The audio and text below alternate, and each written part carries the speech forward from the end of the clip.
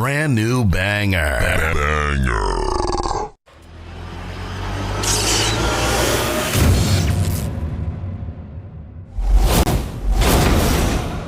What is your hatred for John Cena? Yo, when Hulk Hogan takes a rock bottom better than you, there's a problem. There's a problem. My man. All right, so give me the camera. One rock bottom. Yo, no, it's more than that. Show, give me the camera. I got the fucking camera. Kenny, I'm gonna have to do it for you. I'm gonna give you the whole spiel. He came out as a prototype. Whatever. You know, he slaps Kurt Angle. Ruthless aggression. I'm not into that. Whatever. He comes out as a rapper. I'm like, okay, all right, I can dig it. You know, he's from Boston, so that's a strike. You know, us New Yorkers, we don't fuck with Boston too much, but you know what?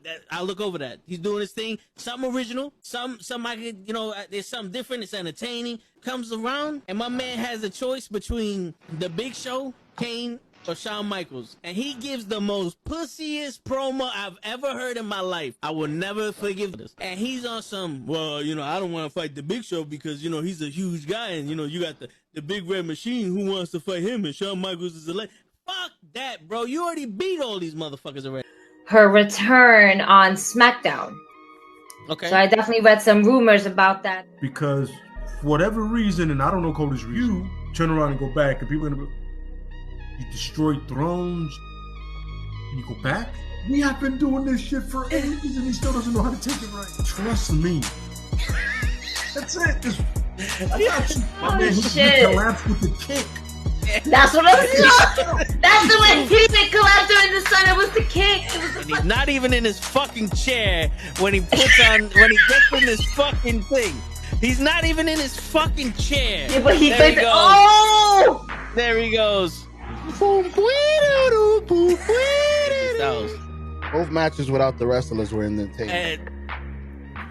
And on that note, everyone, it's your friendly neighborhood. I stay loose, I stay hype. I stay loose, I stay hype. I stay loose, I stay hype. I could do this all night, cause I do what I like. Yeah, I do what I like. Yeah, I do what I like. Sipping goose, sip is right. And I go with the flow. Yeah, I go with the flow. Yeah, I go with the flow. Cause I know I'm the show. In the zone, here I go.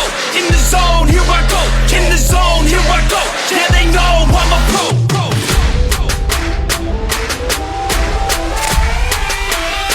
Let's go, let's go!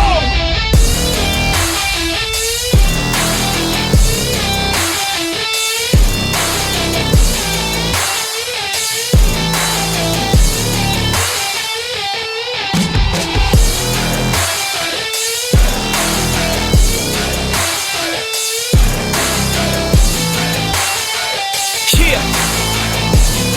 Let's go! Here I go, I get lit, I get hyped for this shit! Right.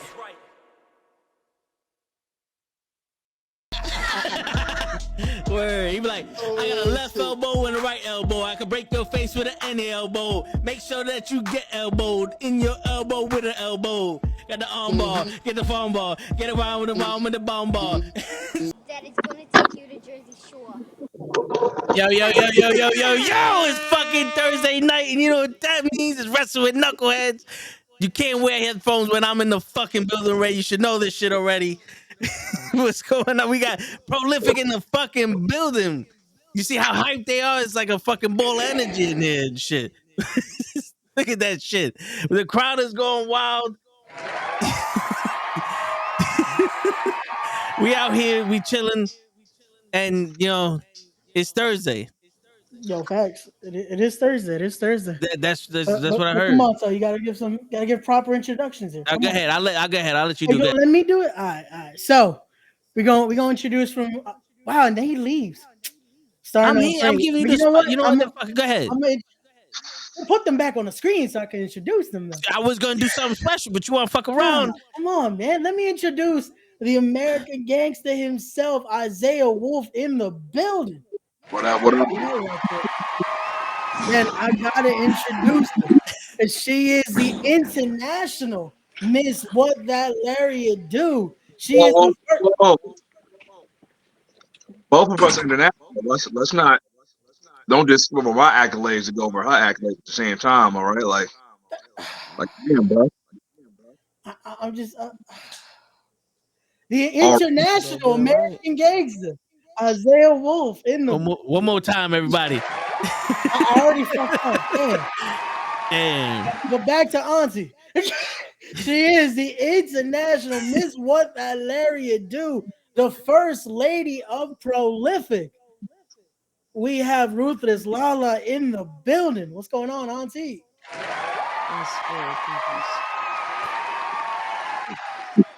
Speak up. And then we got the wise brother himself, Big Baby, in the building. What's going on, brother? Look at that. He made his way. He made that hot tag at the end. We got the new gold standard himself, Marquee, in the building. What's going on, brother? What's going on? What's going on? Yes.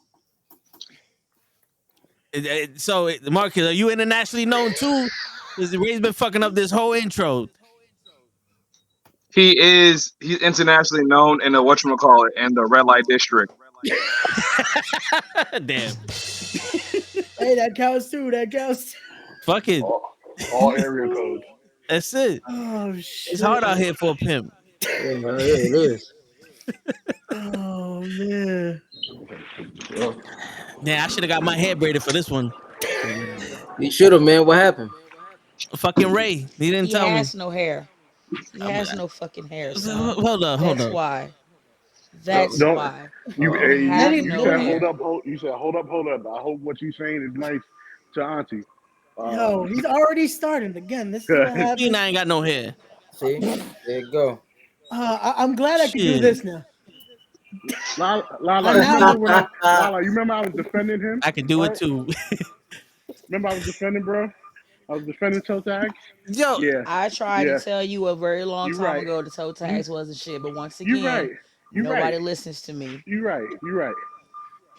I don't know what. Listen, I don't know what's going on here. Let me put my head down real quick because it's hot up in this motherfucker. But I don't know what the beef is. I woke up this morning. I went to work early. I'm fucking tired. I got fucking jumped by a couple of midgets. You know what I'm saying? I couldn't find no parking. I fucking twisted my ankle doing push-ups. You know, my spleen broke. And then I wake up and I see all these messages. Y'all talking shit about me. I don't even know what happened. We got internationally known people here, and Ray starting problem with all of them. Well, for one, you can't break your spleen, but continue. Shit, yes, you can. You got it. It takes practice. Again, I apologize for my co-host here. I was born in the 80s. What does that mean? I got a spleen bone. It's connected to my trombone. Okay. All right. So since we already broke the ice, I still got 6 rapid questions for y'all that we usually do to break the ice. Now, Ruthless Lala, Miss What That Larry Do already been through this shit a couple times, but I want all 4 of y'all to answer these questions. Now, these are very scientific questions. Don't be afraid if you don't know the answer, because I am a high praise fucking I forgot the fucking name already. See. This is what happens when you don't get no sleep. Listen, I am because I'm internationally known. Okay. Right? As investigative journalist. All right. So now, these are specifically questions for y'all because I did my homework. Are y'all ready? Shoot. All right. That's not question number 1, but now this is question number 1. All right. I should have counted, but all right. Listen, if you could place a volcano in any part of the Brooklyn, where would you put it? Excuse me, nigga? What? In Brooklyn? I don't know. You better not put that shit nowhere near my borough. Put that shit in the Bronx. Shit, the Bronx is already on fire. Brooklyn again. So you gotta stop with this shit. It's not. Dude, it's Brooklyn. Don't put it. Yo, we ain't Brooklyn. We ain't putting it in Brooklyn. Put it in the Hudson River. Who said Flatbush? Oh my God. I didn't say Flatbush. I said Flatlands. You're not putting Flatlands. Flatlands. I'm about to say. Yeah, Flatlands. That's near. Yeah, put it over there where the Belt Parkway is. All right. Over there. Yeah, the Jackie Hobbs. Shit, there ain't enough traffic over there. Maybe matter of fact, put the volcano, like you said, on the Jackie Rob. where they do that little swerve stuff at. Yeah. Right All there. right, cool. All right, number 2. Is it a sandwich if it ain't got no bread? Nope. No. No. No. All right, unanimous. Write that down, Ray. Put that in the book. If you could give it all up for to farm broccoli, would you? For the farm broccoli? To farm broccoli. Oh, the farm broccoli? Yeah. No. You don't want to have a broccoli farm? No. Who the fuck wants a broccoli? No. Who the fuck wants a broccoli? It's a superfood. No, nigga. No, is that even real? No, I don't want to farm no damn fake ass science made broccoli. Oh my god. Yo, oh, so Jesus. this is what we got. Yo, you're killing it today with these 6 questions, bro. I'm trying. All right, if it's not game time and it's not bedtime, what time is it? Showtime, baby. There you go. Showtime for sure. BDE. Oh. BDE. All the Big time. titty energy. Big titty energy. Big titty energy. It's showtime and big dick energy time and big titty energy time. Big baby, what time is it? Oh, I said it's showtime. All right, it's showtime. Okay, they showing the big dick and big titty energy. That's what it is. It's time for that. Hey, listen, we're a team here. We making it work.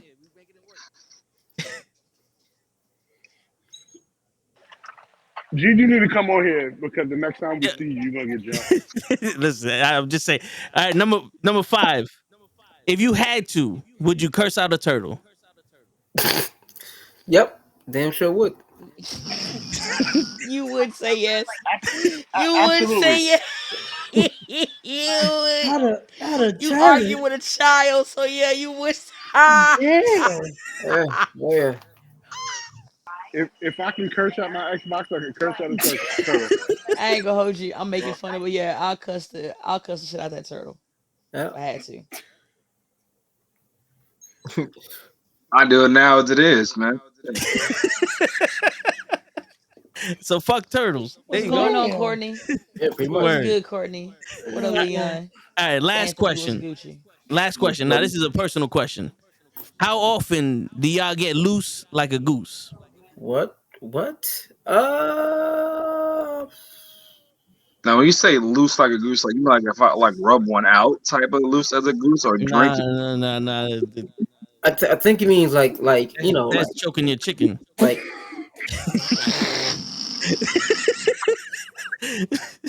I think he means like alcohol or maybe. Do you mean alcohol? Yeah, you know, like you go out, you get loose like a goose, you know? Oh. Yo, where's Gigi at? Because Gigi is man. Not often. I can take that. Not often. Yeah. It looks good. I don't do that no more. Saki's around. I was just about to say that shit. I'm the designated driver, so I can't do it. I feel you. I feel like this. Don't do it, but it's like Marcus says when me and Marcus get together. That plum sake is come on. It's come on. It makes you do it. And that was the 6 questions. With Tote. That's my part of the show. And y'all have a good. All right, now that he's gone, Jesus. Yo, you ain't getting rid of me like that. I thought that was it. Right. I'm gonna let Ray ask questions, but I got another question for y'all. It's not no shit. How did the beef with Jabba South happen? Like I walk into the Battle Club and y'all got y'all got beef every month, and I want to know if there's a War Games coming on soon. Like what's good? We ending this shit in War Games? They jumped me for no apparent reason. That's how this all started. Literally, that's it. It was supposed to be a little friendly thing. Hey, Gigi. Hi, notes. Hey. Here. All right. I'm about to roll up, so I'm just here.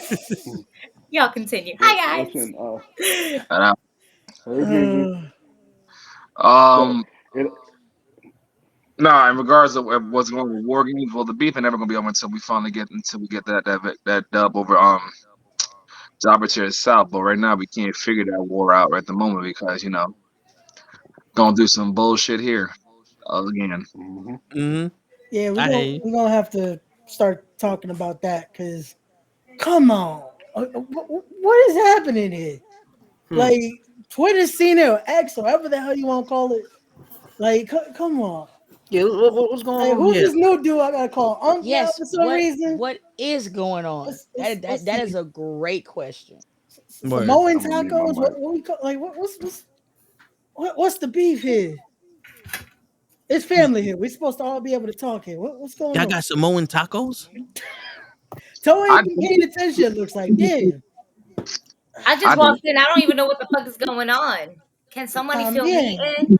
Is Toe behaving? No. Hell no. Yo, before we went on the air, my man Big Baby over here told me he said screw toe. I'm like, God damn. That's right. Yeah, because you didn't even think about him and everything like that, and just think about him all the time. He ain't even on the graphic. I told him I was gonna send him the invite, and I sure did. On the time and all and everything. I was just late because I was doing mom shit. I ain't doing mom shit no more. Samoan taco, there for real. They gotta be some big ass tacos. People want to know what a Samoan taco is. A Samoan taco, you find yourself a very voluptuous Samoan woman. Nice. Good shit. I need to get me a few of those. I'm just saying. What's inside of a Samoan taco now? Like you know, don't do that. You know. I was about to say, I don't think we can say that on the air. I mean, yes, we can. We've said worse. You can say worse. We've said worse shit. Like, come on now. Samoan taco, rare meat, not lube. Pink on the inside. Flappy on the outside. No, it bounces back, Is it fluffy on the outside? No.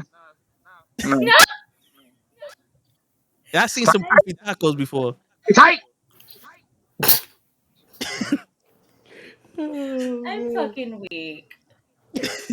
I digress. Yo, La had a match in the Lucky 7 for a shot at the women's title.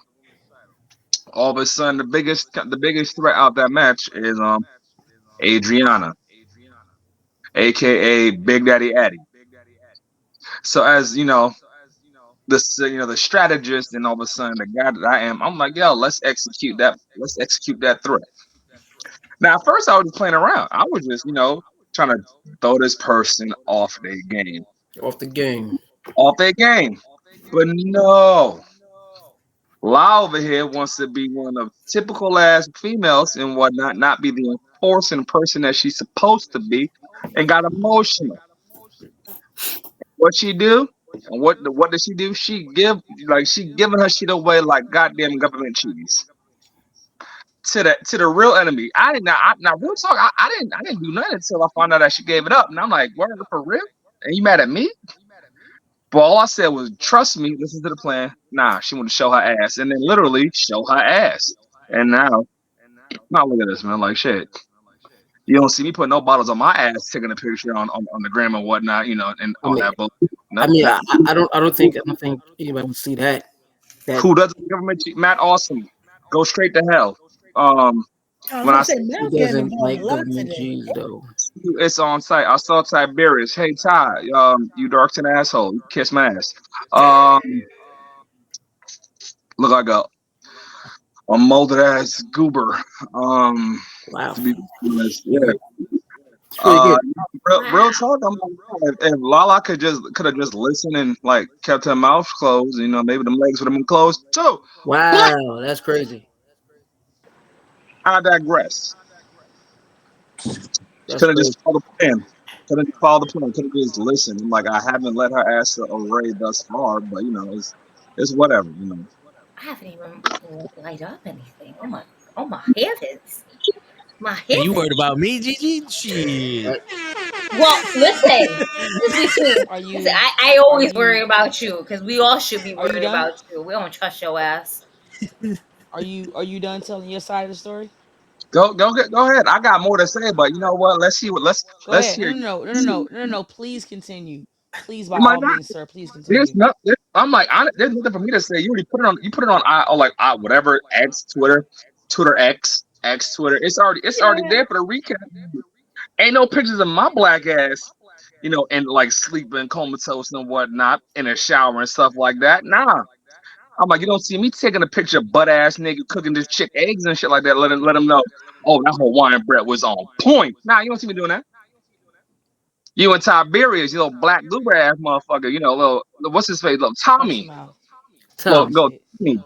you ain't got no job, Job. Tommy. Good job. Looking ass dude just out here showing y'all, literally showing your ass on Twitter. Can we all just get along? Hell no. Not He right now. lucky. He lucky. Only got one titty. He lucky. I swear that right now. Oh my god. He lucky. He really Nah, is. she's showing her ass. He only got one titty. Yeah, man. I did the Cody That Rhodes, ain't man. right. My Girl from name Total is Marcus Recall had Rhodes right 3. now. Who got 3 titties? Listen, if you need some tissue, Marcus, I got you. Thank What? you. Now, This is wild. please, you know what? Before we let Law continue or Law start, I like to put a special shout out to Matt Awesome. When I see you, I'm going to turn that chancleta sideways, Mm. Oof. bust it right in your goddamn face, man. Right in your face. Welcome, Yo, new leave Unc. Matt alone. Leave Matt alone. New Unc. Like, What? why are you First, threatening people? Matt, why are you saying new Unc like this is solidified? It's not. This is just a little fling. It's a little flash in the pan. That's all it is. No new Unc. What are you talking about, new Unc? Dumbass fling, man. Like you, Hey, listen, man, you wilding out, new Unc. like it's a dumbass fling to be quite honest. I'm like, but hey, women, Mm-mm. women.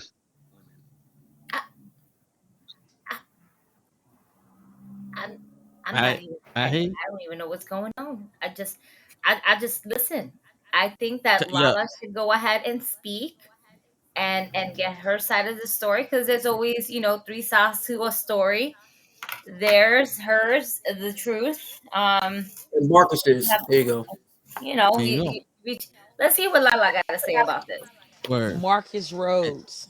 Marcus Rhodes. That's right. Either Marcus Rhodes or Cody Marquee. So let me Damn. decide. So, all right. Anytime that I've ever said that I was going to do something, I've done it. No matter how big, no matter how strong, man, female, it don't matter. Nobody in this lucky 7 was of any, and I mean any, competition to me at all, which is why I said this is an easy swoop because I'm not worried about anybody. But for some reason, once again, somebody who's supposed to be my best friend don't have no fucking faith in me and decided to take it upon himself to call Big Daddy Adri the biggest threat to me and decided to go and play hide and go fucking seek. Now here's the thing. I didn't do anything until after these hoe bags started getting together and rubbing feet and shit and hey, she had her walls up and I busted them down, but we're gonna act like we didn't have that fucking conversation, but it's all to fucking help me. Give me a fucking break. I didn't ask you to help me. I didn't ask nothing. Just like when you get ready to have your fucking heavyweight championship matches and everything, I don't say, hey, I'm gonna help you. Why? Because I know you're gonna go in there and you're gonna do exactly what you said you're gonna do. Bring that big dick energy and keep the belt. So for the fact that you sat here and felt like that you had to stick your fucking nose into my business because you had to help me because she's a big threat, that's bullshit. And I ain't going around fucking out here hoeing or doing anything of that sort. Legitimately, somebody who I've known came to me and chit chatted. We shot the shit. We are where the fuck we are now. But don't make it seem like, oh, well, I didn't do anything with Audrey. We didn't do anything. And da-da-da-da-da. My nigga, you was hoeing. Yeah, bravo. You didn't put no pictures up. And you wasn't butt naked like Ving Rhames or motherfucking Baby Boy. But it don't change the fact that y'all was out here doing fuck shit. Way before me and Tiberius started doing anything. So don't bring me that shit. Don't even bring me that shit. All right, cool. Let's check this out. All right, cool. Hands up. Have y'all seen Wolf do anything sexual with Addie? Is there any proof that y'all have seen me do anything of a sexual nature with this woman? Other than my bullshit that I've said on Twitter. Have y'all seen any indications that I have done anything with this woman? By a show of hands. You admitted it on the... I'm like, no. Motherfucker, you admitted it in the live when we was on our way to West Virginia. Wow. I'm like, that is true. Hey, oops, you did kind of. I admitted it. I'm not sure if you can count that as him admitting it. I said I met her. Did I say I got the draws? Yeah. Yes, you did. Ooh, bro, come on, son. I said I met her. See, this is that bullshit. Marcus, get your oof, son. That's that bullshit I'm talking about, son. You went Never full like, oh my God, I swear. Hey, look, listen. Yo, just because you didn't put no fucking pictures up, it don't change the fact that you was already out here doing your shit. So stop it. It just means he's not. That just means he's not as foretelling. That's all that is. He's just not as messy. That's what the fuck you want to say. Messy. Messy what? I said foretelling. You started all of this shit. But honestly, Auntie, if you would have trust and believe, he had a plan. Trust and believe what, bro? Listen, if you would have trust and believe, he had a plan. He can't I don't need no fucking help. Okay, bet. All right, bet then. All right, bet. So how many times have I wrestled and Wolf has been with me, my nigga, and I've needed him to help me? He's been with you a lot. I didn't say how many times he's been with me. I mean, but he hasn't. No, but he never helped. Not to say he never helped her. Not to say he never helped her, but she didn't need any of the help. She got the support. The support. There's two different things. You know what? I'm gonna put myself back on mute. Nope. Let's check. Let's these grown folks talk, Gigi. Mm-hmm. Let's check this. Let's check this. Show of hands. Who's the leader of Prolific? What? One more time? Show of hands. Who's the leader of Prolific right now? I got there for a fucking reason. I got because I knew what I was doing. So if I told you I got a plan, you shut your mouth and just follow the goddamn plan. First off, it took you fucking long enough to actually say that shit with your fucking chest publicly. So let's not even start getting. So let's not try to get into this dick measuring shit about who's the leader of Prolific, because everybody knows who the fucking leader of Prolific is, because I made sure that it was understood who the fucking leader of Prolific is. But at the same time, you have a plan. You fucking discuss shit, because at the end of the day, I ain't your child. Yeah, but here's the thing. Here's the thing about that right there. Here's the thing about that. What does it look like me discussing down?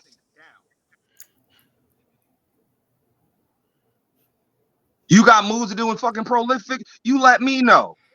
Or you tell Waz brother. Or you tell Marcus. Trust the plan. Because right now, 530 days is showing that my plan fucking works. Exactly. 530 days is showing why the world title is a thing. Why Prolific is being dominant as they are. Because Wolf has a plan. Now, mind you, I played along with this bullshit, but you know how I can be when I'm coming at you. And Tiberius, you can kiss my ass. I'm like, yo, first of all, you had a thick chick. You lost that thick chick to big dick energy. Oh, see, nigga, wait a minute. You just admitted. Come on, you just did it again. I'm like, nah, I got it. Like, nah, fuck that. I'll tell you the truth. I'm gonna tell you the truth. Fuck it. I'll tell you the truth. You know when I got that shit? You know when I got that? Sunday. Don't you? Oh, nah. Where you going? Nah, where you going? Oh! Oh! Those Sting! Oh! feeling, nigga. Feeling. Oh my heavens! On Stop. Jesus' day. I don't think we were ready for that. Yeah, I was waiting. I was waiting for Toe to ask the real question though. How was it? Though? I got them written down. I'm waiting. I want to know what's this Hawaiian bread reference. If we talking about the Hawaiian rolls, them shits is slamming, but nah, None of your business. Now you see, I wasn't gonna do nothing, but y'all pushed my hand. Y'all pushed. That's my oos right there. Matt, some kiss ass. You backtracking. Don't be backtracking. Don't backtrack, Matt. Nah. He just says flip flopping at the damn chin collectors. Man, get out of here with that bullshit. Damn. He ain't gonna kiss and tell. He did too much already. Yeah. I was like, nah, like first of all, they forced me into that. I didn't want to do it. I had a plan. The plan was to deviate, like divide, distract. Hey, you still don't gotta say the plan. You still don't I gotta know. say the plan. I like but hey. Yeah, I'm good at what I do. I can always have more than one plan. Absolutely. Gamble, shut up. Shut up, Gamble. Shut up. Shut up. Sorry. Gamble, No, my kid called, so I had to take that phone call. No, it was Tiberius. I see him. Lala answer the phone. No, it was my son. All right. Lala answer the phone. My son. Oh my god. It was my son, yo. Stop fucking trying to make it worse, Tiberius. I'm just saying, but Tiberius saying no answer the phone. You don't see Adriana saying whoop answer the phone. No, Adriana has said a fucking lot already. Don't start, yo. Fuck you. How about that one? How about that one? Because all you've done is do fuck shit, but then all of a sudden I start giving you the same energy. Now all of a sudden it was my fault. And if Lala just would have let me just go out here and be a hoe, and then everything would be fine. Like make fucking sense. Wow. Do we hope? All right, guys, raise your hand. Is Tiberius in this? Here we go. Oh my god. Does everyone see Tiberius in the stream? Commenting. Does everyone see Tiberius' name by showing hands? I see y'all all see Tiberius' name. Don't wave like that, Auntie. Don't do that. All right, all right. Survey says, does anyone see Big Daddy Addy in the stream? Hey, sis. What the fuck is that supposed to mean? What? See, what your problem is, you made your situation off of fucking emotions. I made my plan off of fucking business. Now you got some cue-ball head-ass dude probably falling for you. And what's going to happen? He is going to walk away heartbroken because not only is he not leaving with you, he's not leaving with this. So good job. Damn, good job. You done hurt it. You done hurt another brother. You done scorned another black man in this world. Broke this brother's heart. Good job, La. Wait, hey. You can't. Don't. Too late. Too late. Hawaiian bread, though. Cross the line. The shit that he's talking about, bro. It's a straight dick. Like you can't tell me who I can and who I can't talk to. Hey. You got this dude latching around to you, following you on streaming. I can handle my business and keep it moving. I've still been handling my business, but you know what? Let's talk about handling your business, because this past weekend, my nigga, because of you, I lost the match. Let's talk about that. No, let's really talk about that. Let's really talk about that. Yes, and you won your match. And how did you win your match? Because of me. Correction. I won my match because of me. There were no interference. Okay, bet. You bet.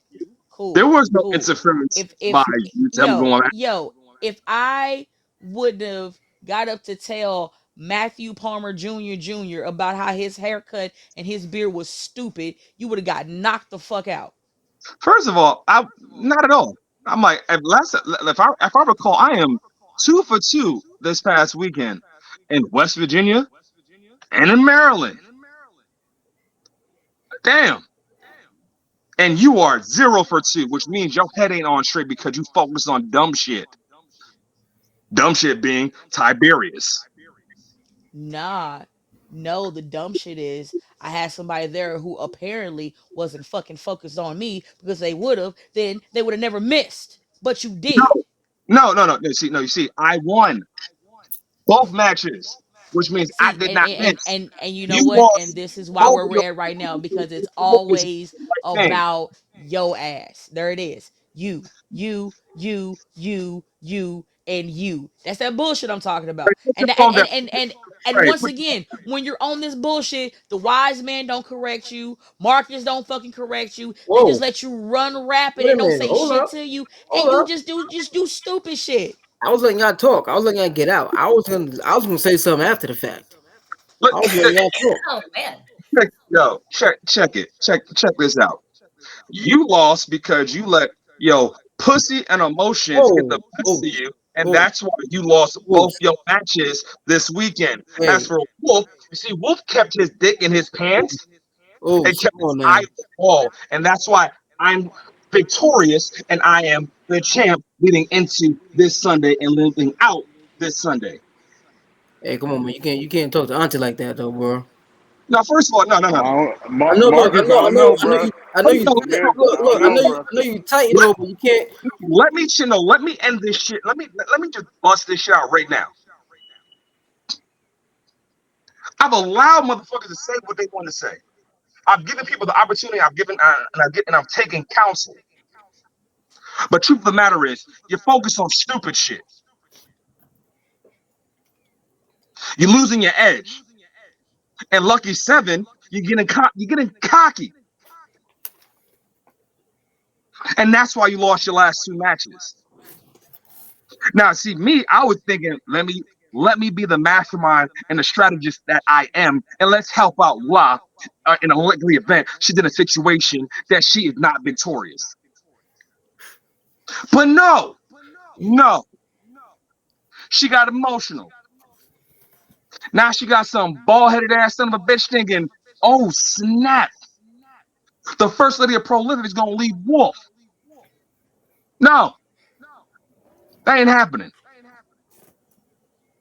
Two things are not leaving Wolf. Are not leaving Prolific. This title and La. No matter how pissed she gets. And let's be realistic. I don't give a damn if she's pissed or not. We've all seen what happens when I get to that point. Y'all all know how violent I can truly be and how irresponsible and reckless that I choose to become. Face facts. You fucking up. Who the fuck did that? Who did that? I'm smoking. Who did that? I don't even know who that is. It doesn't even matter right now. Y'all here stirring the pot? Don't do that. Not let's check it, because I'm saying right now everyone wants to pick me as the bad guy. And you know what? Cool, let him be as the bad guy. But at the end of the day, guess what happens? I still remain champ. I still remain the leader of fucking Prolific. I make sure that leading into 2024, we are as dominant as we were in 2023 and continue to grow our fucking success, whether people like me or not. It's not my job to be loved right now. It's my job for us to get shit done. Point blank and simple. Now, it may suck how I might go about things, but let me handle that. All y'all got to do is literally bring y'all plate, bring y'all folks, do the work for yourself so everyone can eat for themselves, and let Wolf do what Wolf does. Simple. I'm about to go get me a plate and a fork right now. Shut up. As for Shut the fuck up, Toe. It's not about you. My bad. I'm sorry for my friend, y'all. So before anyone got anything more to say to me, let's count the facts right now. We got Tiberius still in this damn chat, chiming in for something that he really don't give. I give two shits about.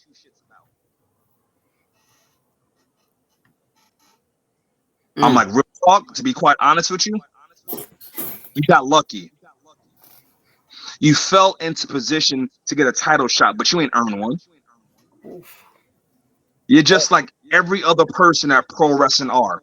The only reason why I have more respect for Andy because he beat your ass to actually get a title shot at my belt. Talk the facts. You were runner up, and for some strange reason, a consolation prize was to go to La La Land. You did a good job, and for some strange reason, you got yourself a title shot.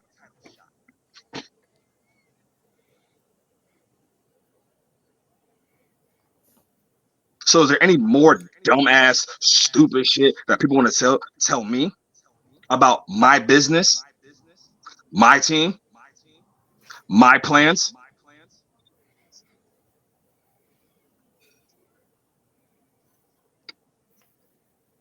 Because apparently we have a bunch of shit to say. We have a lot of things to say. Now it's time to address it. It's quiet. So with that being said, I bid this conversation, I bid this streaming shit adieu. Tiberius, I'll see your bald-headed punk ass on Sunday. And ladies and gentlemen. See what you did, Ray?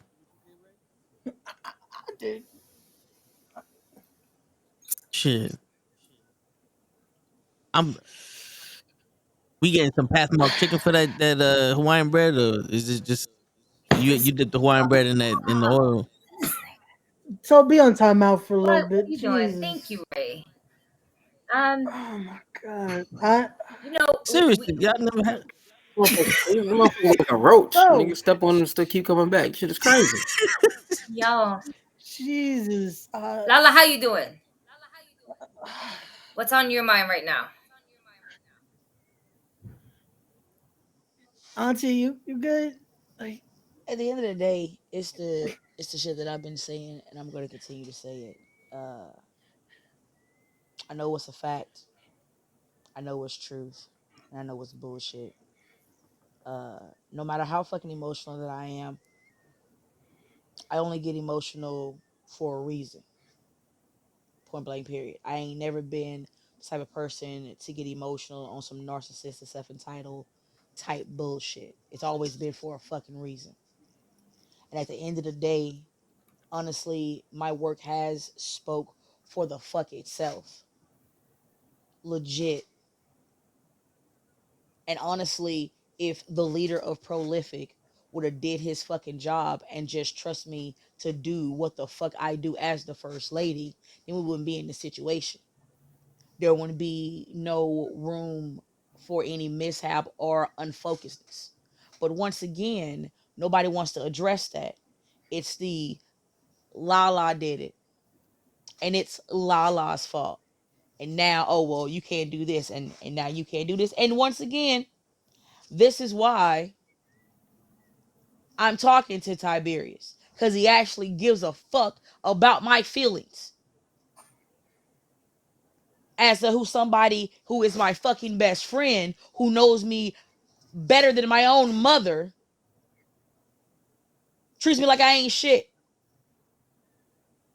And I'm just supposed to fucking fall in line, my nigga. Like, no, you don't own me. But once again, this is me standing on my own because nobody has my back. Nobody says shit because, hey, Wolf does what Wolf does. And that's fine. Like I said, we'll see Sunday. And like I said, when I go to Pro Wrestling R, after I beat everybody in the fucking Lucky 7, I'm leaving with Tiberius. Point blank and period. And I don't give a fuck how anybody feels. I'm out this bitch. I'm done.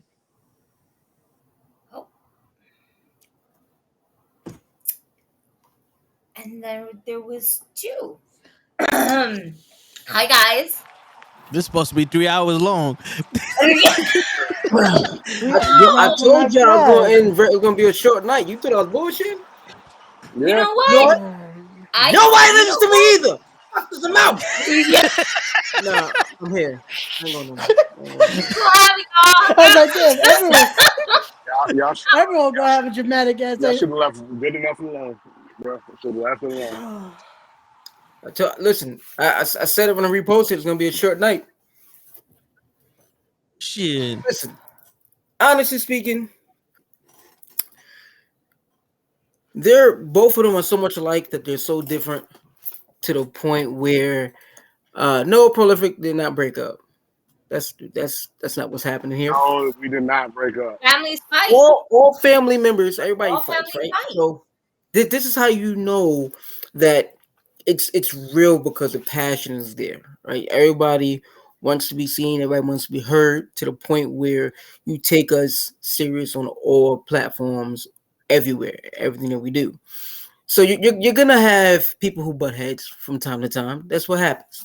However, like I said before, they're both so much alike and they're so different at the same time. Where I remember someone posted a question. It was like, "Yo, how long is it gonna, how long is it gonna last? Is it gonna end Sunday?" No, they're both petty as hell. It is gonna go on for as long as one of the other says I'm sorry, and neither one of them are gonna say sorry no time soon. So this is gonna go on for quite some time. I know that. I'm prepared for that only because I know both of them. So as you can tell, I don't seem phased because I'm really not phased right now. When I'm phased, that's when you know to worry. But I'm not really worried right now. I'm not really phased about it. They're both gonna go to their side of New York, deal what they gotta deal with on Sunday. It's gonna be all right. It's gonna be a little tension, but we're gonna be all right. Prolific gonna be good. Lala gonna win. Wolf gonna win. Even if she leaves with Tiberius, she's still part of Prolific. It don't matter. Prolific on top. Put that volcano in between them for a little while. Just because she leave with a nigga doesn't mean she's leaving out the group. That's a fact. Word. She just had to everybody just got to handle their business. That's it. Yeah. Word. Everybody has their own opinion to where their own life is going and everything like that. It's just different perspectives. Mm-hmm. That's where we're at. We have different perspectives at a crossroad. And that's where, as we can see, it got a little ugly. Yeah, a little scary. Not a little scary. But that's what families do. Mm-hmm. Prolific is one of the strongest factions out there in independent wrestling right now. This motherfucker, shut the fuck up, Toe. God damn it, Toe. Holy shit. See, Toe, this is all your fault. Listen, if they would have put the volcano in between them, none of this would have happened. I want to put that shit on the Belt Parkway, and then you started this shit, right? I didn't even say nothing. What do you mean? I just wanted to fucking fix it. I want a war game match between them and Jabba South, and you come up here with Hawaiian bread. I have a question. Did you even get through your 6 rapid questions? Yes. Oh, okay. They were horrible. My bad. He did, and he gonna get beat up next time. I mean, that's expected regardless. See, this is why Toe was trying to instigate. He puts the picture up. That's what I'm saying. That's what I'm saying. Like, who did that shit? Look at that. He did it again. See, he's trying to cause problems because the last time Prolific and him. You show me where that picture's at. You show me where that picture's at on my fucking screen. Wow. You show me where that picture's at on my screen. I don't even know who that woman is. Shit. Well, if you don't know who that is, that's Big Daddy. That's Big Addy. Okay. Big Daddy Addy. Yeah. Mm-hmm. And she gave the Hawaiian bread. You know what? All right, I'm done. Yo, that's. Yo, listen, man. Yo, because listen, bro, back in the day when we went to the pool, we got the Pathmark chicken, the big tub of them, just like 20 pieces, and the Hawaiian bread. Yo, that shit was slamming. Ray, can you do us a favor? Yeah. Yeah, get him out. Thank you. I got you. Yeah. Yo, he gonna come back like a roach. She don't come back like a roach. See, look. Again. He came right back. Shit. Kev Can we put the disclaimer down there, please? I am sorry for my friend, ladies and No, gentlemen. Ray gotta change the disclaimer. Oh yeah, I forgot to fix the Wait, disclaimer. no, there you go. My bad. We put the GG No, one there. That's You the other one. There you I am go. very Oh, sorry. Wait, first of all, how many disclaimers do you have? That's a problem. Because of him, we have to have a few. There's a Yeah, that's religious very one. There's a that's very problematic, y'all. Yeah, there's a lot. Like we're Put gonna it have up, to make Ray. a new one now because now Right. Toe Somebody. causes fights. But I'm very sorry for my damn. friend, and there's definitely a disclaimer for this show because of Toe and because of show.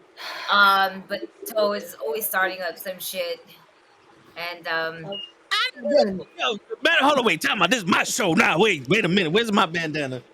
Let me channel my inner wolf. no, Raise your fucking hand if you fuck out motherfucker. of here. Thank you.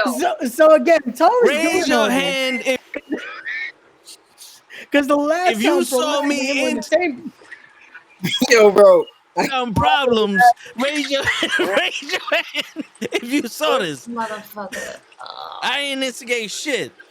So All right? wait, so to answer Anthony, who do I look up to? In terms of wrestling, this motherfucker's stupid. A lot of technical guys, a lot of simple dudes. Not simple, but more so. Masterminds like little things like Kurt Hennig, Bret Hart, and Kurt. Well, I can't really say Kurt Angle, but more the technical guys. So those are two just to throw out there. Old school wise, The Rock for like showmanship and stuff like that. But that's about it. That's what I look up to. My mind works differently from time to time, depending on the match and depending on what I have to do. Sometimes I do the simplest things, and if I point it out, you're like, "Oh, that's kind of did that." I get that from like Bret Hart from doing like the little things. And selling wise, like I said, Kurt Hennig, I do a lot of his selling sometimes. A lot of people think it's Shawn Michaels, but it's really Kurt Hennig.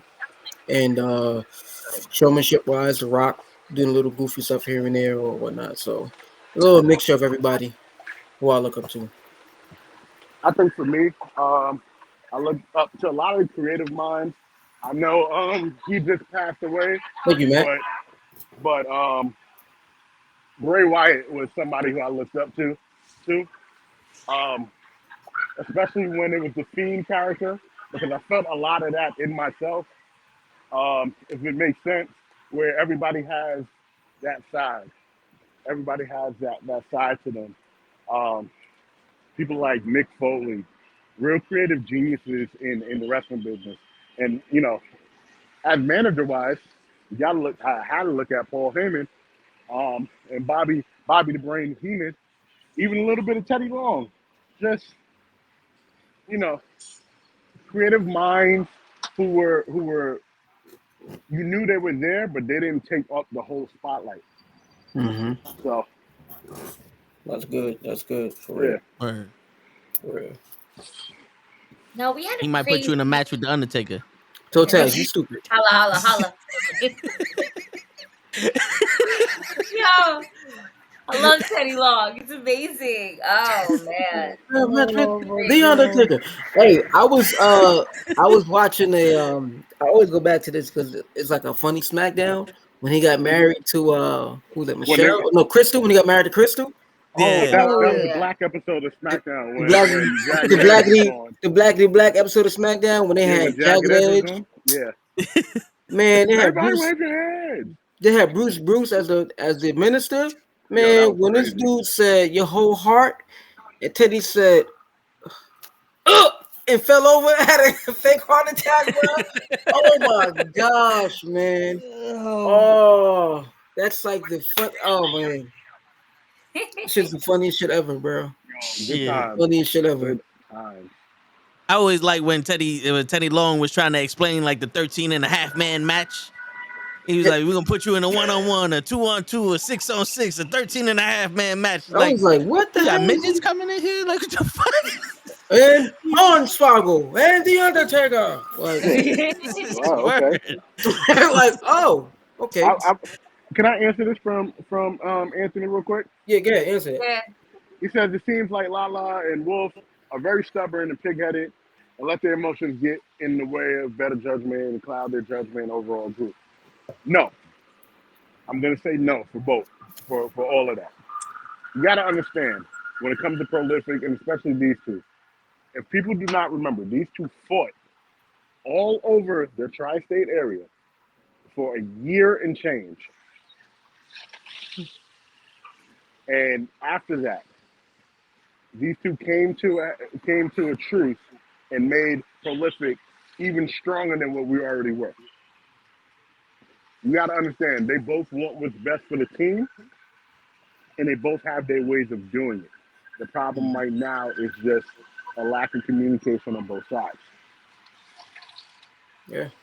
And in no way, shape, or form are we saying you can't be with who you want to be with and be involved with who you want to be involved with. It's just the matter of, like Lala said, he had said that's your biggest threat. Like you sleep. Like, come on, like, I mean, it was, he was using that motivation. Like, yo, that's the only person you really got to worry about. But Lala took it the wrong way. Like, you trying to say I'm not who the fuck I am? It's like, I didn't really mean it that way. But you want to take how you want to take it, and that's that. So, like the wise brother said, man, a lot of miscommunication, and you know, and we are here where we are today, right now in this point in time. And to answer your other question, Anthony, what do you think about the Bobby Lashley storyline? Honestly speaking, I haven't been following, but I'm pretty sure it'll probably be pretty dope.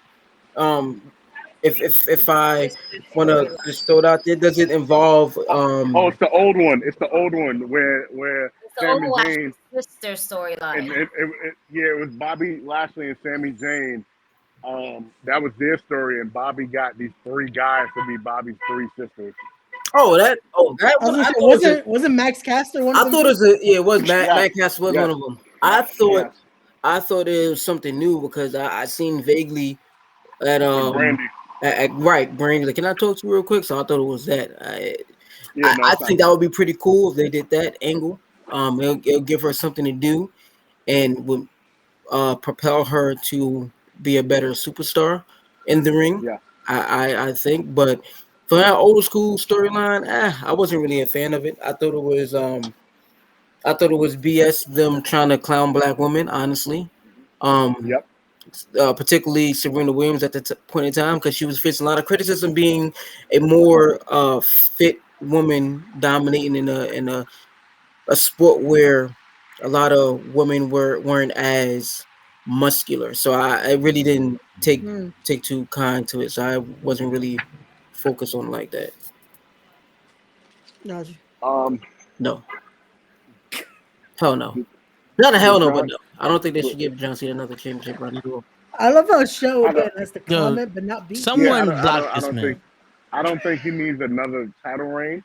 No, I think he's fine. Like a couple years ago, give him one for a couple months to get somebody else over.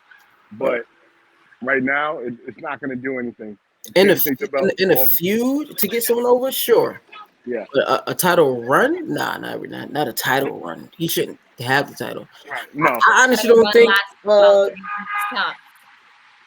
I don't think Logan Paul should have it either. But whatever. Facts. For Cena to take the belt off either Steph or Roman is outrageous at this point in time. And I think Steph should have lost it to Shinsuke when they last fought. But that's a whole different conversation. Oh, look at that. If we had to choose anyone from a wrestler from WWE or AEW to add to Prolific, who would it be? Oh! Zawa. No.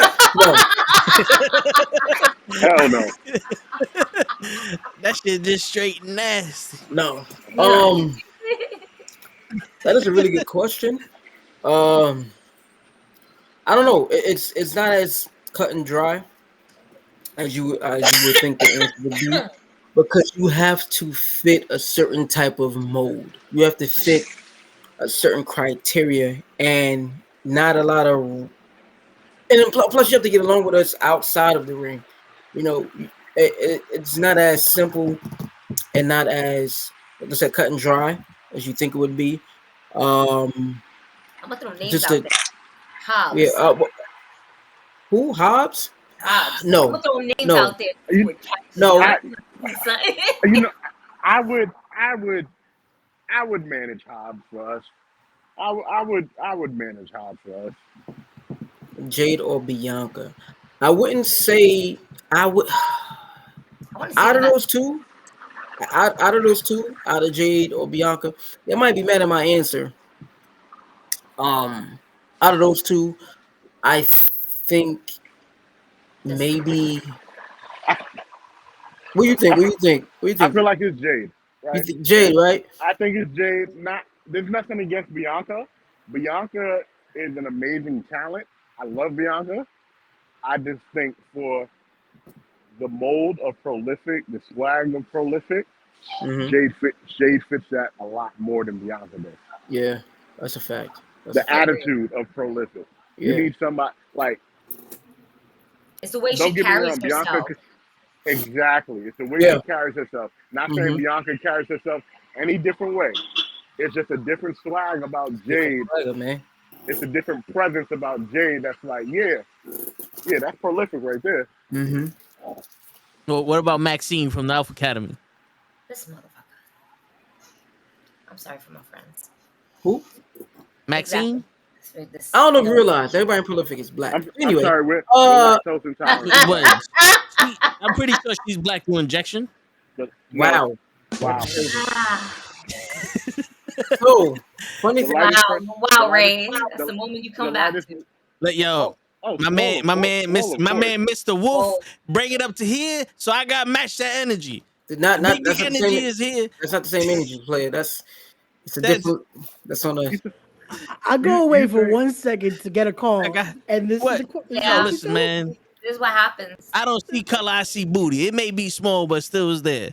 Who? What? Matt What? also, Wow. Matt also Maxine, she got nice little booty. says swole instead of course. Stop your shit. Well, here's all right. I'm gonna tell you. Okay, so all right. So Anthony and Matt, right? So the thing about it, we wouldn't pick Carmelo. I'm gonna tell you why. Nothing against him, right? What was supposed to happen before the pandemic? Well, right before the pandemic, what was supposed to happen? The Culture Inc. Culture. It was Culture Inc. It was going to be Culture Inc. versus Prolific, right? But why it didn't happen was because of the pandemic, and then Tasha got signed, and then well, at the time, got signed after that. Yeah, wasn't he a signed? But it was supposed to have been. Tasha had the Battle Club Championship, the Icons title, and Swole was going up for it. And at the end of one of the Women Crush Wednesday shows, Swole's gonna come out and be like, after Tasha had beat who was it, Harlow? Yeah, supposed to come out and be like, yo, I'm next up. And of course, Coach Inc. could be in the ring, and Tasha be like, yo, you kind of outnumbered a little bit there. I think you need to go back in the back and stay in your place. And then Prolific Music would have hit, and we would have came out like, nah, she by herself, and it was supposed to be boom, boom, as in Tasha as Swole has backup. We would have been her backup, so she would have been like honorary member of Prolific for a couple of shows. But it didn't happen. So we are. But Lala was always the first first lady, always the first lady. What happened was her health had took a turn for the worse at the time, and everything in the pandemic and everything happened. And we was like, okay, we need a little backup plan. And then this storyline was kind of falling in our laps. And we was like, all right, cool, we run with that for a little bit. But it all worked out, and we got who we wanted originally to be the first lady of Prolific. So we are good bread. Thank you. Appreciate that. Word. Oh, absolutely. Oh, what he said? Now that what's funny about her? Oh. I like Planet. Braxton. She's cool. She's cool. I don't know if anyone remembers or realizes Tyree used to be at ROW, Booker T's spot. So a lot of the people there he knows or he's familiar with. So it would kind of be like a, I don't know if he's worked with her before, but it would be a thing of, like a reunion if that was the case. Promise. It's like some chemistry already there. Yeah, but I don't know. I'm not too sure. I'm not too sure. So I don't want to say that, but that's the only thing with just like pulling out of adding people from certain places. You know what I mean? But like I said, you gotta fit the mode. First of all, you gotta fit the mode, and then you gotta do the vibe test. If you pass the 2, then we all have a meeting and we decide about adding another person. Got you. Because it sucks when you have your own vibe going, you bring somebody else and they fucking up the vibe for everybody. That's why you gotta have the vibe test. You know what I'm saying? Listen, it's a few people before Lala was able to come back to wrestling. There was a few people who were on the radar and they didn't pass the vibe test, so they got checked off the list. I ain't gonna say who it is or who it was. I was about to. Oh man, I was about to say it. I'm not gonna say it. You didn't say it. I'm not gonna say it either. Oh shit. They're still working though, but they don't know. They don't know. And this is prior to me even joining the group. Yeah, the dope thing about it is they don't know, and we're not gonna ever let them know neither, because it's like, why would you? It'd be awkward as fuck. Yeah, we don't need to tell Ray. But like, yo, that was a good one. Definitely not cosmic. People, are you guessing? It's a guessing game. Oh yeah, show is gonna sit there and he's gonna guess all 3 people that he remembers. That's fine, but it's definitely. He's gonna say every name. It's definitely not cosmic, because cosmic got something that we want. That I believe Cosmic got something that everybody want. Hey, watch your mouth. I'm just saying. Listen, she's everybody's favorite. She's not our favorite. So shit. She got some gold on her shoulder that belongs to Lala. Well, I can't say that's what I was talking about. No. We respect women that prolific, all right? So do we. Not the way you just said it. Shit. I'm just repeating what she says. Who said that? So, you ever see her stories?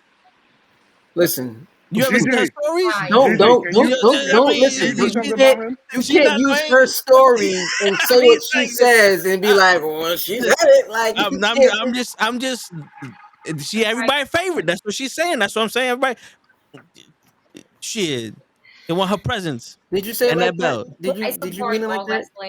Shit. That tone, that tone was like Kevin Hart's "damn" to Don Cheadle, like "damn." And he was like, "No, I said damn." But I would not.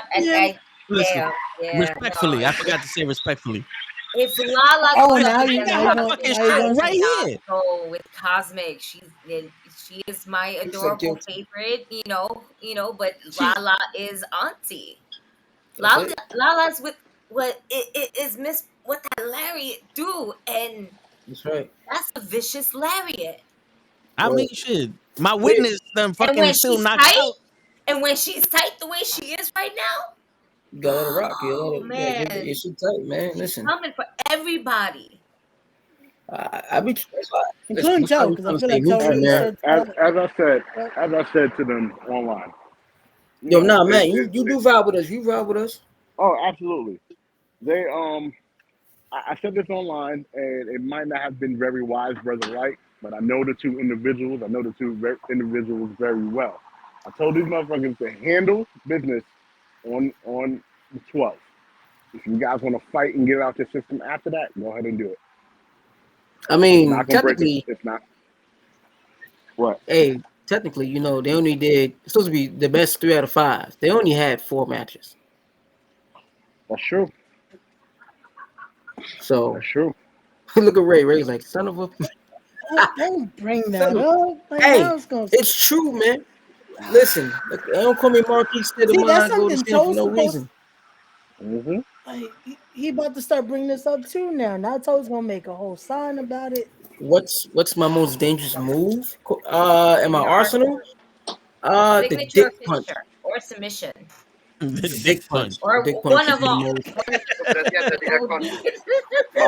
Mine is the belt. Mine is the belt swing. The belt swing. Yeah, mine's a dick punch. I do it Johnny Cage style. You know what I mean? Full split. Voila. That's a dangerous move. Cause shit. I don't use it a lot. You know what I mean? Just when Goro's in there. Yeah. Man, listen. If I ever have to face Tiberius, just know that move was coming out. Oh yeah, and then you're gonna get the second one. You're gonna get the second one. DQ. I'm not ready. I don't know. And then if it's a DQ, if it's a DQ, I'm rolling and doing the same thing. That's it. He's multiple dick punches on this poor guy. I'm be turning around the dick punches. Poof, poof. You ever seen that video? After you do it after one time, it's a little too much. So you just bro, it'd be like that video where the dude get kicked in the head with the soccer ball, the goalie over and over. Yeah. Get up, like, you all right, man? You good? Yeah, all right.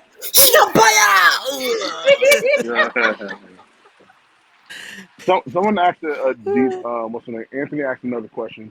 Who's your favorite old school rapper and the current rapper? My favorite old school rapper? Yeah. Shit, how old school we talking? We talking like beginning of the birth of hip hop, old school. If you want to do Flash 5 Freddy, you could, but I don't think that's what you're talking about. But that's what I'm asking. That's he said old school. He said old school. He said old school. Whatever old school is to you, bro. We all not the same age here, so old school for him might be. I know, but it's to him. That's what I'm saying. I was waiting for Toe to make a young joke about me. I was like, motherfucker, better not. You don't even know what hip hop is.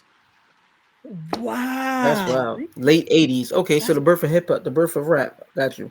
The late 80s. Who would I pick? Honestly speaking, I didn't listen to a lot of it. Like, I don't have any albums or cassettes of theirs. But I did like Rakim. I did like Sugar Hill Gang. Probably Sugar Hill Gang and Grandmaster Flash will be the two I could resonate with or listen to. New school rap, I don't like none of them little niggas, honestly. Me neither, bro. Them terrible. None of the little oops. I don't like them at all. But if I had to choose somebody out of the new school bunch, I'll probably choose. They're all bad, bro. Like, it's hard. When I mean bad as in like they don't have any good, not in spotlight instances. Like the Baby, J. Cole's not new school. Yes, I was gonna say like J. Cole don't count. Yeah, J. Cole don't count, but like the Baby and Tory Lanez, all these dudes there, they all have like bad. They live bad lives, like really bad lives. It's just crazy. Like, and that's wild to say. Growing up on Wu-Tang and Onyx and shit like that, but these motherfuckers really got bad lives. Like, dude, like my brother's favorite group is the Lost Boys, and I love the Lost Boys. Lost Boys, man, I love me some Lost Boys. I'm from Queens originally, and I'm from Rosedale, and Lost Boys, all that Lost Boys doing the Lost Boys dance and everything, the whole all that stuff. So man, Lost Boys is, man, I don't fucking know, man. New school, I would probably have to say maybe between Little Baby and The Baby, but I don't really like all of the Baby music like that. So there's like 70 babies now, and all of them are little. Little Baby, The Baby, little the baby. What about Jordan Lucas? What do you think about Jordan Lucas? I like him. I wouldn't consider him new school rap. Yes, I'm like him. That's what I was gonna say. Like he's another one like J. Cole. He's another like J. Cole. He's another J. Cole. He's another man, it's hard, man. It really is hard. Like it's a hard time. It's a hard listen now. I find myself listening more to a lot of R&B. Like I'll go to Big L, DMX, Big L, AG. Wow. You mean AG or AZ? But like for me, it's hard because I go on Apple Music and I'll just play R&B, today's R&B or whatever, or what's popping or whatever. But it's for the rap, it's hard. I won't R&B. Yeah. You know what? On the topic of music, okay, your workout playlist. What is that like? I'm always intrigued by I'm always intrigued by different wrestlers, like their playlists of listen to while they're working out. So mine's is eclectic, right? When I did have both titties, Yeah, I because you broke a would titty. You yeah, I broke a titty. totally wrote your shit and you broke I your did titty. broke And my you titty. Yeah, it When takes a I real man to break his you titty. know, I just want to put it out there. I did get the exclusive first that he broke his titty. All right, I really did. Yeah. I didn't say shit because I let him rock and everything like that. I gave him Yeah. shit and I laughed at it because the way I heard about it, I felt bad. I still feel bad. I was doing my But that was, pre-workout. that just came from my soul, and you know that I care for you. No, And I I know. hope you'll get better. So Thank you. when you have Thank you, both thank you. titties, When I have both um, titties, it depends. Like if I'm lifting heavy, I would have to listen to some type of like gangster rap or like heavy metal. Not really heavy metal, more like like AC/DC or something like that, or Metallica. Definitely, I like Metallica. I'll listen to that. If I'm going slow and controlled, I'll throw in some old school R&B, like Anita Baker and the OJs, shit like that. So I'm all over the place sometimes. Sometimes I throw a little Bad Bunny in that motherfucker. Sometimes if I'm feeling loose and like a goose, loose like a goose, I'll throw on I'll throw in some soca music. I'll throw in some soca reggae. Stuff like that. Sometimes I listen to gospel, new age gospel. Like I'll listen to like Todd Tribbett, Kurt Franklin. Maybe sometimes if I'm feeling low down, I listen to some Marvin Sapp or Donnie McKirkland. So it really depends on my mood and how I feel. Romeo Santos. Sometimes it's I like what I'll do is I'll put it on a station and I'll let it rock out. So sometimes I'll hear a track that I like, and I won't even know who the fuck it is, to be honest with you. Especially when I just play it on the station, I'm like, oh, that was dope. I hit the playback button, but sometimes I'll be forgetting it, and I want to go back to find out who the hell it was. Like I've heard that, can I get to the yams, sweet yams? I heard that before Charlie Wilson did it over, and I was like, what the fuck is this? And I hit next. Like it was mad weird. Like that don't fit in this playlist. So it really depends. It depends. Spotify sometimes got that DJ for you. Like, hey, I heard you like this song. Let's give this one a try. And it's like, nah, that ain't it. Yeah, it's like, that ain't it. Nah, DJ. Turn off that's on the other end of the spectrum. Turn that shit off. No. I heard Ray likes to listen to classical opera when he works out. Really? What? I gotta try that one day. My titties okay. Yeah. Well, you know it is because he got inspired from The Fifth Element. You remember that blue alien chick? She was doing some banging shit. Oh, that was a. yeah. On chest day, he does the little. She was popping. Oh, she was mad elegant, like. She was killing that shit. I was like, oh, yeah, my that shit. Motherfucker shooting. Get shot in the stomach. Bam!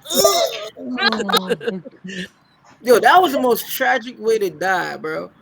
Word. It's like, we're the elements inside of me. What? That's crazy. Bruce Willis had to get up all in her guts to get them things. Hey, listen. And it wasn't even the right way to do it. I was like, yo, inside. How'd she eat them? I don't want to know, man. That's just... Yo, that's like Die Hard 3 logic. That's the Die Hard 3 logic. We got 5 gallons. Wait, you got 5 gallons? hey, man, yo, I love me some Die Hard, bro. Like, I ain't gonna hold you. I got the whole little DVD set. Man, I bought that motherfucker so quick, fast, in a hurry. I be watching that old ass shit. Man. Where's McClane? That shit. I love Die Hard. Like, Yeah. what's your favorite action movie? Like from the 90s. Oh, mine is from the 80s, but The Last Dragon. That's my shit. Okay. Shit. Oh, Get that Bruce Leroy. Hell yeah. Just direct your pizza to Daddy Green's Pizza. You know what I'm saying? It's my hey. You gotta make a shirt like that, but try not to do it in a. You gotta do it in a knucklehead way, where you don't get copywritten in it. Yeah, I was gonna say gotta do the parody, so that way we good. We don't get in trouble. I met Bruce Leroy in Comic-Con. When I walked up to him, I was like, "Hey, my man, what it look like?"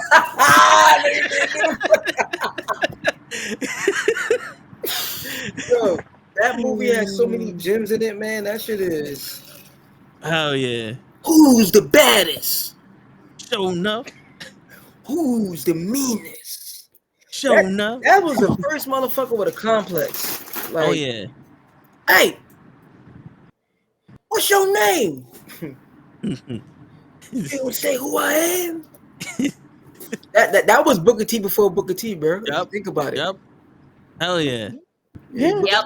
Really And he was the first bad guy that wanted to fight the good guy and wasn't scared of him. He was like, "No, I'm serious. Let's go. I'm the baddest. Let's go. Whoop your ass." Usually the bad guys be scared. Yeah, he was I'm gonna whoop your shit. Black Dynamite. Black Dynamite is a good one.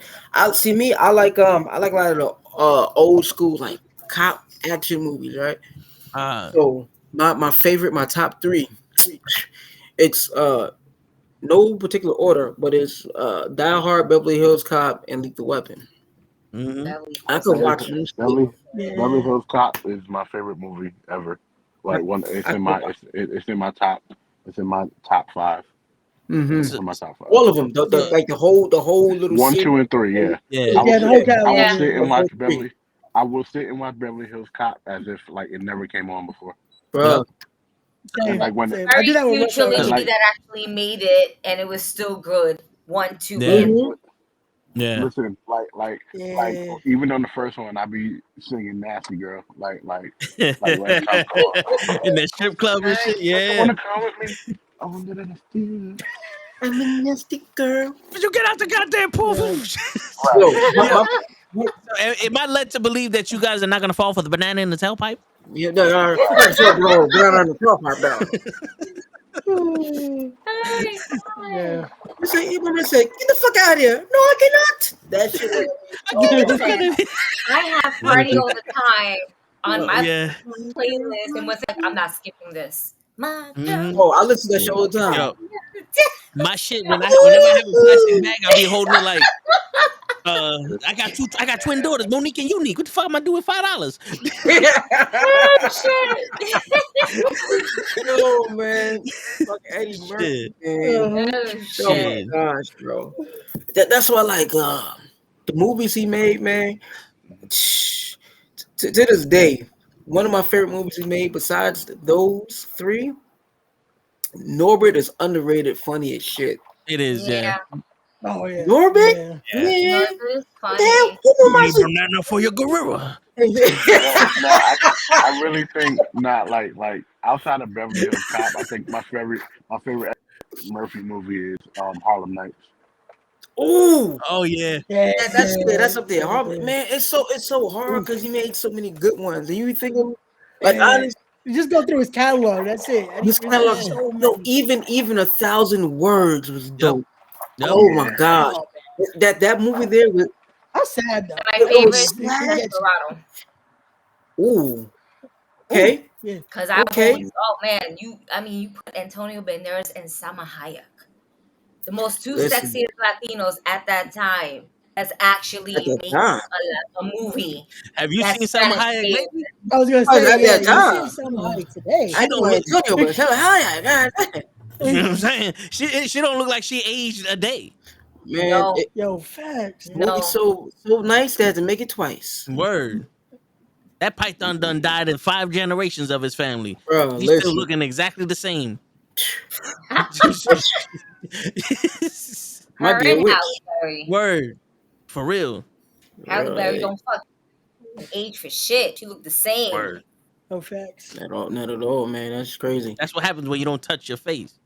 A lot of these people now, they get money, they put some Botox in their face and all this other shit. You leave that shit be. Again, you gonna start with the Yo, Botox? listen, man. I got tight. We left you alone Saturday, dude, and on this the, is on the all show, I'm the only one here, so I gotta make up some shit to say. So right before the show, I saw a commercial where this dude was like he's like, I was taking pictures with my friends, and I look at the pictures. This is what people see. This is what people see. And he gets out the chair and he comes back and it says 30 days later, and I'm like, you look exactly the same. What the fuck happened? I'm thinking he going like, I lost 500 pounds on the fucking Atkins diet. I'm motherfucker like, I took Botox. I'm like, nah. You ain't selling Botox to straight men out here, not on my watch. What? Yeah, my man, like I had little wrinkles on my eyes and on my forehead, and I took Botox, and now I'm good, and now I can take pictures. I'm like, wait a minute, homo. Like, wait a minute. Well, that's how you sound, though. I know that's how you sound. He's my like, man said, "Little Trouble Big China." Nah, that's a funny movie. I like that. Yeah, I like that. That's a good movie. My favorite comedy police movie is Police Academy. Of all yeah. Those are movies you can watch. God, be quiet, please. Be quiet, please. Shut up. Like, what the fuck? For real. Thank you. Tiger had that big ass fucking gun for no reason. Yo, ready? You're ready for war. You shot, motherfucker. Word. That goes back to Harlem Nights. No. Little shit. Out of all those, you also have to put in the Naked Gun. Oh my lord, the Naked Gun. Yo, freaking OJ Simpson and freaking man, listen, boy. Oh my gosh, man. Oh my goodness. Instant classics that Hollywood cannot even fucking try to do. As many times as they tried, they fail because there was no pure comic in those things. Mm-hmm. And you also getting some action packed shit. Yeah. On top of overly expressive. The Naked Gun. And then a subtle one at the end. That's the best part about it. Yeah, Naked Gun is man. Honestly speaking, that era of movie making was so untouched. Mm-hmm. And I know probably like my grandmother and everybody when they were coming up and they see the movie coming out, this shit is trash. It's like probably saying like Casablanca is the best. But honestly speaking, I'll look at the older movies, the black and whites, and don't get me, it's some good movies there too. But in the 90s, there's so many good 90 movies that have come out that may not be like as popular. But if you catch them on like Passenger 57, you sit there and be like, yo, this is a good ass movie. Yeah. A lot of wild shit. Cause it's like, why? Once the plane went down and that motherfucker drove off, I'm like, all right, fuck it, we safe. Like your whole goal was to make sure the plane landed. The plane got there safe. I'll let that motherfucker go. I don't give a fuck. And plus on top of it, he wasn't even supposed to be working. So like I'm not chasing him. Nah, he good. Go ahead. Good movies, man. What was it? The Rock with Sean Connery. Yes, Sean Connery, Cage. That was a good one too, man. So many good movies, man. Gone in 60 Seconds. Gone in 60. That's another good one. Really good one. The Fast and Furious before Fast and the Furious. You know what I'm saying? No facts. So many fucking Eleanor. Eleanor. You went crazy for that car, man. Yeah, man. I got one that looked like that in GTA. Mm-hmm. I call it Eleanor. This is my Eleanor. As you should. Yeah. Like shit. Good night. Thank you. Oh man, so many good ones, man. Even down to shoot. I'm not a fan of Kevin Hart and Soul Plane. It's a good comedy movie. It's a good. I enjoyed it. It's a good comedy movie. You knew it was gonna be. I feel like Soul Plane put some black people back a little bit. It puts back just a little bit. Just a smidge You knew it was about to be right after Friday too, because. But they made the best out of it, and it came out. Yeah. It came out decent. Came out good. Yeah. That's like good. Oh, just in it because in the 90s that was an era where the special effects were like low key trash. Nope. Yeah. Like man, I was watching what movie? What movie was that? The Eraser. With Arnold Schwarzenegger. Arnold Schwarzenegger. Yeah. I'm like, this green screen is terrible. I'm like, yo, bro. And yo, I know I'm gonna get you sucker made fun of it, but they really had like white people dressed up as women doing some crazy shit. Yeah, it's like you can see it. Like this woman got a beard. What the fuck is going on? Listen, it's like that wasn't that person at all. I'm gonna get you sucker the spoofs. Listen, man, the Wayans brothers made a career off of making movie spoofs, and they're really good. I can't even, because we can sit here and we can talk about the movies that they took them from, but the movie in itself is good and funny in its own. You know what I mean? Like, because it was more than just making fun of them. Right. Man. It's such a, like I said, the 90s and the early 2000s were really good movies that came out. I mean, as you can tell, you know, I like watching a lot of movies and shit and TV shows. Me too. But man, Darkwing Duck, come on now, don't do that. Word.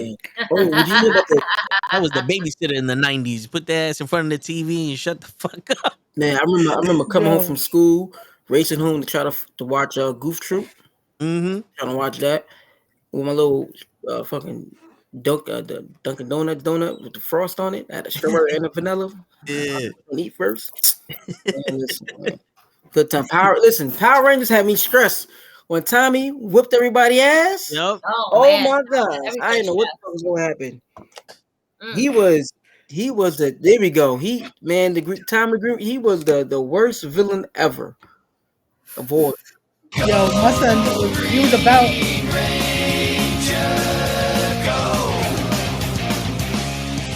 Yo, Tommy legit was about on site. Like, son went into the Megazord and beat he kicked out the Megazord. Right at the end. Fuck you, nigga. And the crazy thing about it was when he opened the door, what the fuck is he doing? How he got this motherfucker? Surprise, motherfucker. Yo, whooped their all five of their asses. Kicked them out the damn door, landed, and proceeded to still kick their ass. I'm like, yo, this man was a menace. I'm weak. Yo, it was the best. Jason's like, yo, take me on with pleasure. Yo, and then the wild thing about it, yo, whoever wrote Power Rangers and the way they had us stressed for like 3 episodes is crazy. Oh, right? We're talking about my man's Tommy? Yeah, see? Bruh, the way how they, like, he whooped their ass without a Zord. And then when they came back, when they went, he sent them on a spiritual enlightenment. Man went into the Lazarus pit, came back out, and like, I'm not the same motherfucker now. My man said, I'm gonna whip your ass so bad. I want you to find Jesus. He like come back. For 20 days and 20 nights you going in the desert. Bro, when he first fought them, he had no Zord. When they came back after like a week or two, then the motherfucker, your Zord look fancy? Watch this. Man, I don't gotta get in the motherfucker. I'm just gonna do it from out here. I was like, nah, bro. Yo, everyone wanted that just to be able to when my stupid ass saw the door gonna come out of nowhere.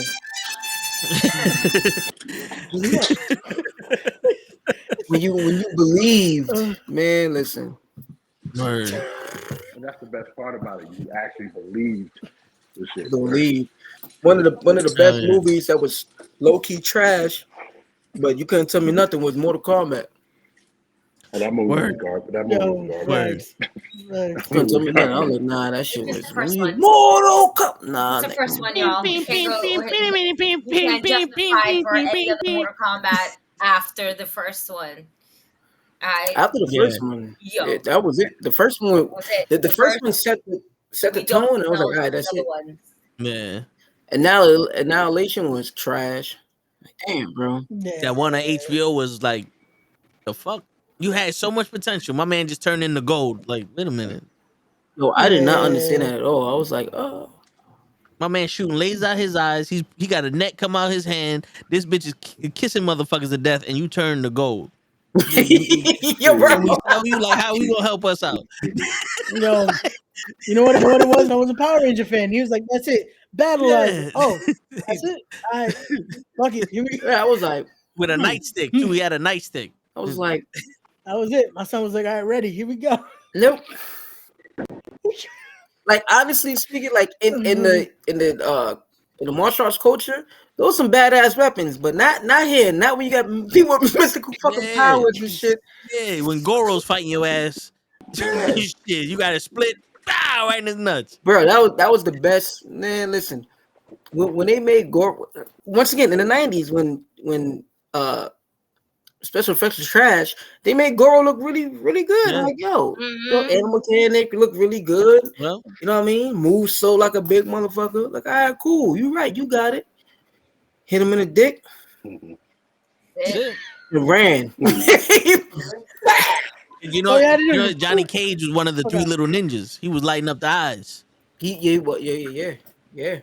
He was like, yo, Three Little Ninjas. That's another movie too. That was really good, man. Yeah. That just made me Rocky like, loves family. I'm a little taller. I'm gonna do it. I got this. Come, I got Tom. this. Let me see if I can run from here. Jump. How far I can jump. Yo, a lot of kids got hurt in the 90s trying to do that bullshit. Oh yeah. So thanks. Shit. Because movies like that, and also another underrated one though, but surfing. Oh, that's money can't buy knives. Quazoo, dude. Quazoo. Shit. Ba ba ba ba ba ba ran. Ba ba ba ba ba. Let's take my hand. A lot of underrated movies. Why did you stick your hand, bro? Yo, listen, we was freaks back in the 90s. What you want? Beverly Hills Ninja. That was. Oh it was. I was man, Chris Farley, man. Chris Farley, man. What a man. Great talent, man. It's hardly in anything. Yeah. In all honesty, because everything that it was just great, man. Mm-hmm. Each and every single one, and it was a talent that was definitely taken from the world way too fucking soon.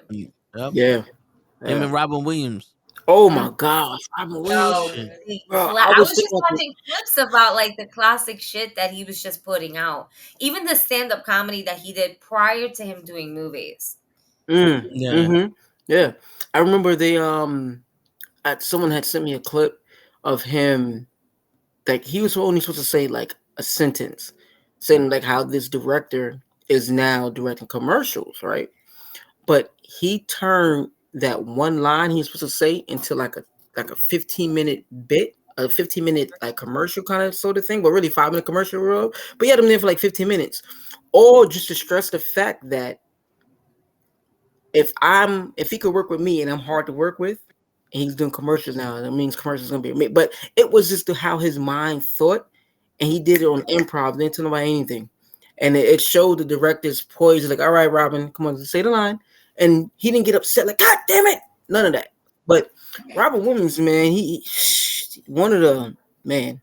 Like he started, and then in between the lines, he started bullshitting along the way. It was like, we're not gonna get to the point right now. This is what I'm gonna do to you. This is what I'm doing. And then you just they fall for it, they feed into it, and it's like it's captivating until when the director's like, fuck this guy's no. Let's run the line. Let me get back to thinking what I was. Let me get back to what I was supposed to get doing. Come on, Robin is heartburn, upset stomach, and diarrhea. It's only 3 words. Come on. You're going to the whole spiel. Yeah. One of my favorite Robin Williams movies, hands down, has to be Hook. Ooh, yeah. Shit, that's good. You like Hook a lot? Yeah. That shit is. It was always fun because during that time there was always different perspectives of Peter Pan. I remember as a kid watching this TV show that did a live version of Peter Pan, and Peter Pan was played by a girl. And oh yeah, that was the That Broadway was the play they Broadway. televised. That was the Broadway. yeah, That was the Broadway. Yeah, so I remember they that. televised it Yeah. on TV. My Yeah. parents recorded it, and they just kept playing it on. So I remember always Yep. continuously watching that as a kid growing up. You have So to believe. and it's crazy because it's one of the oldest tales to be told, and it still gets kind of redone all the Yep. time. And it's great. Mhm. But when Robin Yeah. Williams was basically playing this boy who was like completely lost, he's like, no, I don't belong here, and catching it. And Hook was great, and the character, the actor who Dustin played Hoffman. Captain Dustin Hook right Hoffman. there Yeah, Dustin was Hoffman, man. so good. Yeah. Listen, he like certain movies can't be redone. You can try your hardest, and that's Yeah. one of them. Hook. Yeah, I'm a little weird, but I fell in love with Bicentennial Man Ooh.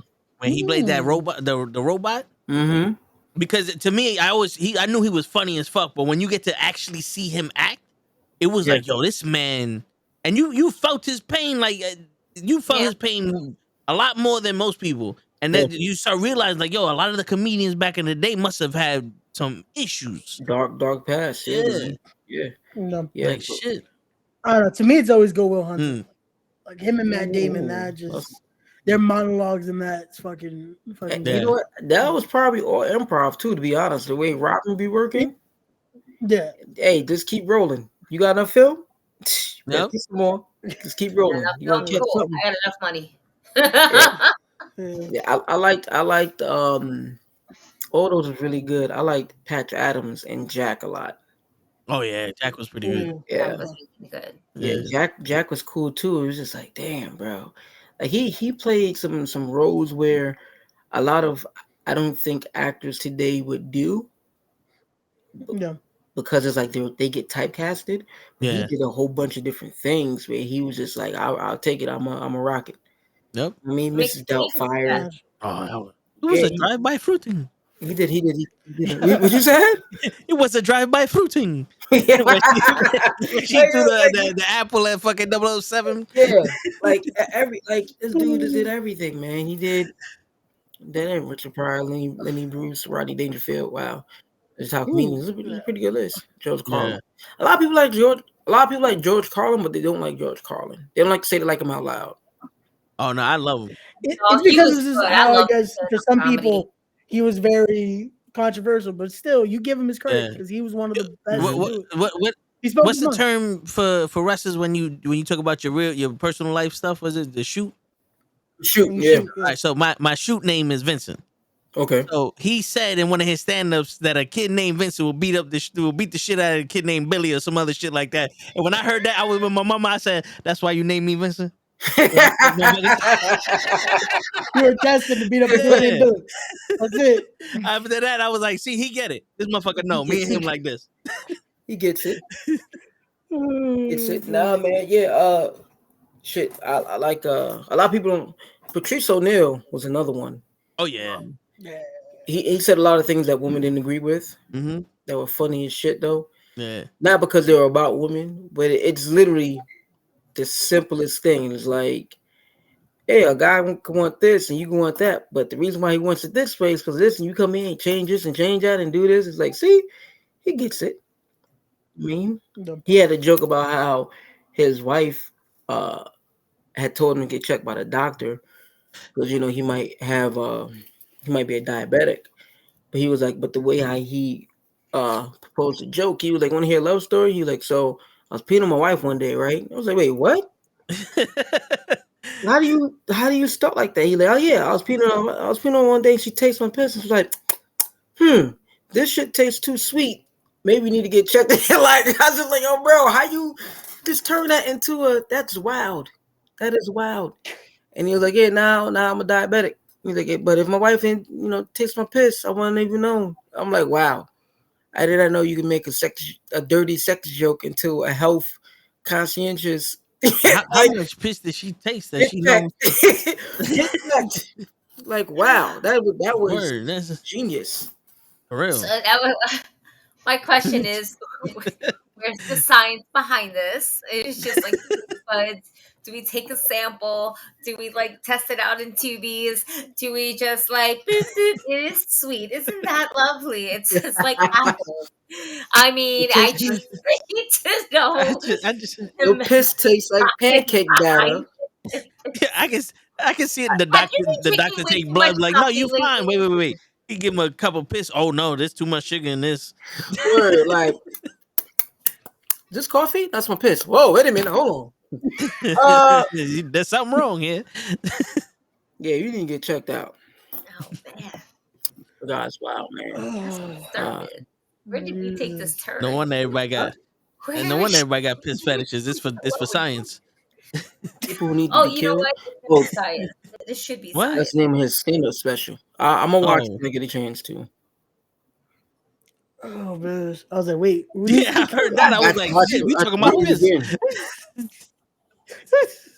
Okay. So Shit. before you became a pro wrestler, Um, enough of sports to go professional, or your career got ended too short because of a major injury? Well, I did a little bit of everything. So my first love was baseball. I played baseball, but the only reason why I played baseball is because my dad played cricket. For those who aren't familiar with what cricket is, it's a sport played mostly in the UK, but my dad is West Indian. Well, I'm West Indian as well too. So a lot of West Indians, they either play two sports, soccer or cricket. So my dad played cricket, and I wanted to be like my dad, like any boy growing up. So the only thing I could play that resembled cricket was baseball. I played baseball, fell in love with baseball. I was really good.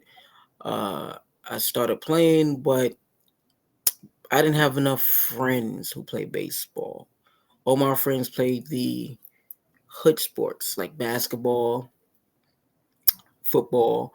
I wanted to play football. My mother wouldn't let me because she was scared I would get hurt. Because my older brother played, and he's a big dude, and he's like, "Oh no," he cried about it, and then if he can't play, you can't play neither. And I was really small, and I was like, "But we're two different people." Yeah. But baseball was my first love. The reason why I stopped playing baseball, unfortunately, my mom and dad got divorced, and I was like, well, there's no reason for me to be close to this man no more or find a niche. So I just stopped playing. I started playing basketball where all my friends were going to. Played basketball for a little bit. I wasn't in love. I liked it a lot, but I wasn't in love with it like I was in love with baseball. I also played others. I played tennis. I was good in tennis. I played. That's about it that I played. But I didn't want to play football. I think if I would have played football, I would have been there. If I would have stayed playing tennis, who knows? But I was really good at tennis because of my baseball background and being very agile and quick and stuff like that. But that was about no major injuries. I just fell out of love with it. I didn't have enough support, encouragement to stay playing baseball. Because if I would have, I wanted to be a baseball player. Like I really did. But I didn't, like I said, I didn't have that the support behind me. Like I said, once my dad left, there was no real like, oh, keep doing it. Yeah. I did martial arts. I was really good at that too, but it got expensive. My mom was like, no. So that was it, you know what I mean? Hold up. No. This motherfucker. Wow. Sure enough, baby. A follow-up question too. How I ended up in this situation. What's up, my people? Sorry, I'm late. What? Hold on. You Only made 10 minutes. it. Wait a I minute. made it. So Wow. You said only 10 minutes? With an hour and 10 minutes to spare. Sir, I am don't let impressed. the name fool you. He did not watch the movie. I'm about to say. My man. I heard y'all talking about me. That's why I showed up. Oh, sure enough. Who's the baddest? Oh, no. Who's the meanest? Show enough. Who's the flyest? Show enough. All right, that's what I'm talking about. Come on, finish this show. The Shogun of Harlem. Come on, man. Come on. Wait a minute. What? Can I finish? You didn't let me finish. No, you turned around. Oh, great. As an actor, you know once you turn your face to the camera, you're done. Marcus, cover your ears. Man, fuck you, Mama Rebel. And that's enough for show. Wow. Oh, you know what? No, we bring your show back. Never gave him control. Showed up to work today. Get him back, sir. My God. So, what led you? Bring your show back. So, what led you to wrestling? Wait a minute. Why do you have that as a soundbite? Like you must. Hey, you never know. You got to be ready. There's a lot of people talking shit. You got to be ready. Yeah, it's like so. All right, so this is for sure then. Shut up, bitch. All right, so you see, you got to be ready. You got to be ready here. You got to be ready here. He pressed that. I press this. Why are you good? You see, we even. It's even. All right, that's Gigi's one. Yeah, that's Gigi's one right When there. she gets pissed off, it comes out. She starts dancing. And once I hear it, it's just That is good. That is good. Word. Unfortunately, I got no buttons. I played cricket as a kid. I'm gonna tell you a really funny story about cricket real quick, fast, right? So I went to go try out to play cricket with my dad. I wasn't a kid, but I was like I was 19, right? So I went to try out. My brother played cricket. I'm like, oh, so I have two older brothers. One that played football, they both played soccer. My oldest brother was really good at soccer. He was like Pele. That's what they could compare them to, right? My other brother, he was lazy. So he didn't really do too much. But he played football, and he's the one I was just like, oh, it hurts. No. So then he's a quitter, right? I don't want to play that. And then my oldest brother went to play cricket, and he was really good. Like, they're like, oh, damn. So my dad name is Peter. Damn, Peter, boy, your boy good. Da, da, da, da, da, da, right? So I'm like, all right, I'm going to come in there. I'm going to do the same shit. I'm going to be fly. I'm going to do all my shit, right? So I'll go the little tryout, because you got to try out to see if you're good enough to play. So I'm like, I'm about to kill it. So I'm over there. I'm catching the ball now. Cricket ain't no mitts, right? So I'm catching the ball. Bang! Throwing that bitch back in. Like, oh, Peter, boy, good. Man, this motherfucker hit this ball so goddamn hard. It went so high in the sky and it was spinning. My dad went to go do some shit. Come back. Long story short, broke my finger, right? My dad was like, yo, if I would have seen that ball in the air, I would have told you, don't catch that shit. I'm like, well, Nikki wasn't there, so I got a broke fucking finger. And when I caught it, it had so much. The issue was it had so much spin on it. You have to catch it a certain way. My stupid ass. Top spin. Right. My stupid ass is a baseball player. Yeah. So I'm looking like this. Mm-hmm. My dad's like, Brendan, catch this boy. So if I would have caught it like this, I'd have been good. Click. Ah. Hey, I'm done. That boy Peter good. Like, Peter, where your boy go? He in the car. What happened? Bust up his finger, man. I'm good. I'm going. Peter boy don't. I said throw up the edge there, like no. Walk it off. Yeah. So if I would have caught it like this, I would have been good. But that my baseball ass. Yeah, you got to catch it like it's a ground and shit. Baseball mentality. You were like, I was like, I got this, y'all. Not confident, probably. I got shit. I got this. Put your hands up. My man said, I got this. How many fingers do you have now? I'm going to go sit in the car. I was like, and when it happened, I was like, oh, shit. I threw the ball back, and I was like, that shit hurt. And yo, is the cricket with the small dean? Huh? Is it with the small ball or is it regular like a it's a big ass red ball. Okay. I don't know why I always thought it was like a small dean or something. Nah, hell no. No, that's badminton. Okay. That's badminton. But cricket is they got the it's the paddle they used to beat you with in Catholic school. Mm-hmm. Right, kind of sorta. It's a big old bat. That's the bat. You got two batters. You got the wick. Got the catcher. Man, that shit. I went to go catch that damn ball. My dad was like, boy, I wanted to tell you pick that ball up. The ball is heavier? Yeah, it's heavy. It's heavier than a baseball. I could so a baseball is like he can attest to I think that. it's like 1.5 pounds. This is like a 3-pound ball. So imagine that shit coming from the velocity, the speed on it. Yeah, he said you should catch it like this. I'm like, man, nigga, I ain't know. Shit. My finger. I'm like that. And then my mom, I got remarried. So 2 weeks later, I'm in the wedding with a cast on my finger. Like, yeah, I'm in this bitch. What up, y'all? Look at my finger though. Shit. So I was like, nah, I'm still gonna be fly though. You got 9 more. You be alright. Exactly. Well, let That's me my ask you, mentality. what made you love, like, what made you go into like professional wrestling and just trying to like get your feet into those ropes and everything? So this is another dad story. Nice. When my dad used to watch the wrestling on Saturdays, and they would talk about it, and I used to watch wrestling with him on Monday nights, and I always wanted to do it. I just never knew how to get into it, because I said the story before. There is no, like, at the time there was no, hey, come to this school to learn how to be a professional wrestler. It was always, especially the stories that they put on TV, put on the program, it was always this ex-athlete, blah, blah, blah, blah, whatever. So I'm thinking you have to either be in a gym and they spot you and they approach you, or you have to be an ex-athlete. So I was going that route.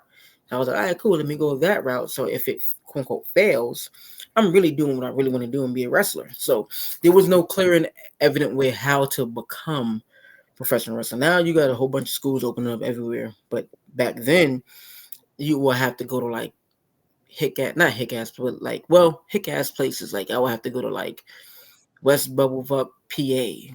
And I'm in New York. Ain't no spots out there. I found out about Gleason's gym when I was in high school. One of my high school gym teachers was a retired wrestler, and he's only retired because he tore his bicep, and they couldn't repair it. So he was like, "Yeah, I got a torn bicep. I don't wrestle anymore as much anymore." But he looked like Chris Benoit, like no funny shit. Like he was a little stocky dude. He was like, "Yeah, I wrestle with Mick and this and like that." And he was like, "Yo, you should go to Gleason's gym. They wrestle out there." I'm like, "Gleason's gym?" He's like, "Yeah, it's in Red Hook." I looked it up. And it was like, yeah, we want 3,000. I was like, well, I guess that shit ain't happening because it was just me and my mom, right? So like, that ain't happening. It's a dub. So I put that to bed until about a lot of years later, and with my best friend, he was covering the journey. He was in journalism class covering the story, and the story happened to be at a wrestling show in Staten Island.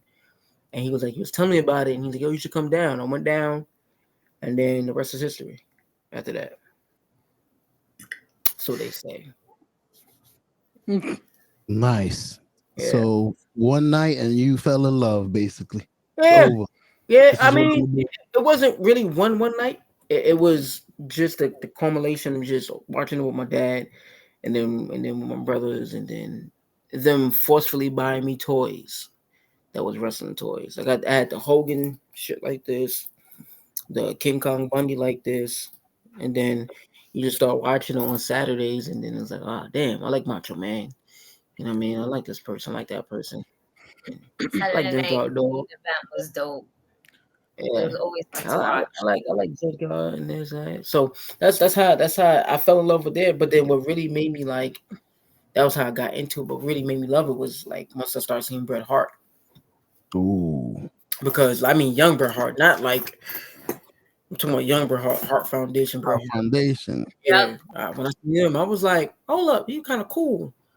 And then when his character started developing, he started looking more and more like Michael Jackson. I'm a Michael Jackson fan. Like, the Canadian Michael Jackson.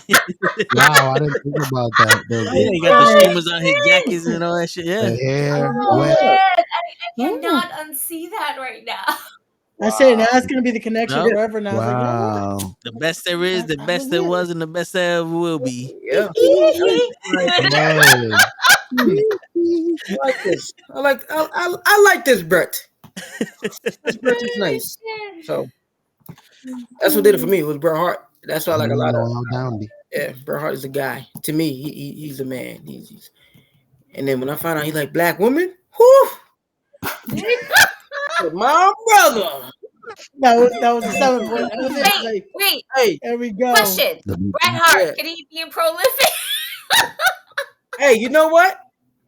He could get honorary membership. I ain't gonna hold you. Honorary rules. Yeah, honorary rules. Yeah, cause Wolf and I both love Bret Hart, so he could get that. You know what I mean? But hey, it's Bret. Nigga, oh shit. Yeah. No, so check it out, right? So I used to like wrestling so much. I used to have these. I would steal my cousin's little like Cabbage Patch dolls, and I would wrestle with them shits, right? To the point where I thought I was Bret Hart, so I would put him in a little sharpshooter, and I would do you know how Bret would do the hair flick thing, and I had no hair, and I would do the hair flick shit. Oh man, I did everything like Bret Hart. I would play Wheel of Fortune on Nintendo, and I would put my name Bret. That would be my name. My name wouldn't be my name. It would be Bret. Who the fuck is Bret? Me. I'm Bret. Bret is me. I'm Bret. Favorite wrestler, Bret Hart. When you took off your jacket, you did the thing with the I did that. on your shoulders. Did all that shit. I remember my mom had bought me a pleather jacket one time, and that shit was black. Me and my cousin would play wrestling. Shit, I threw that motherfucker on. Come out.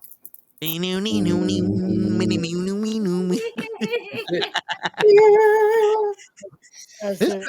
Everyone's gonna watch Marcus Marquee match. It's so different now. Like, let's start looking for Bret nuances. Surprised you don't be giving out your glasses and shit. That's why I have the glasses. See? The shades are the only thing I don't. I can't give y'all. I'm gonna give y'all secrets. So how I get out the ring? Sometimes I do the Bret when I get out the ring. Gotta pay attention really closely. Right, I do Bret get out the ring. The shades is because of Bret. Right. I do an elbow drop from the second rope. I do that from time to time. That's the Bret. Sometimes the way I take hard buckles, because it's so oversaturated, I don't do it all the time. But if I do a hard buckle, I do the Bret hard buckle. I sit first. Yeah, I do. I have different Bret nuances that they're there. I have different Rock nuances. I have different Kurt Hennig nuances. They're there. You got to like look at them. You adjust the knee pads? I think Bret Hart used to adjust the knee pads a lot. Yeah, I do that. Yeah. I do it real subtle, so you can't see because my tights are over them. So I do them. I got the same ones too. The trace shits, I got them shits with the little white border and shit on it. Nice. No, those are the elbow pads. Yeah, I don't wear elbow. I used to wear tape, but I don't wear tape because it pulls up my skin. So I just do wrist straps instead. It's easier. I do. Yeah, that's new strategy. Oh yeah, and I got hairy arms, so when I used to play fight and get the tape on there, that shit pull the hair right out of your face. It's like nah, man. Yeah, and people like, yo, you should just get the under wrap, but the under wrap you need a scissor to cut it off. That's too much.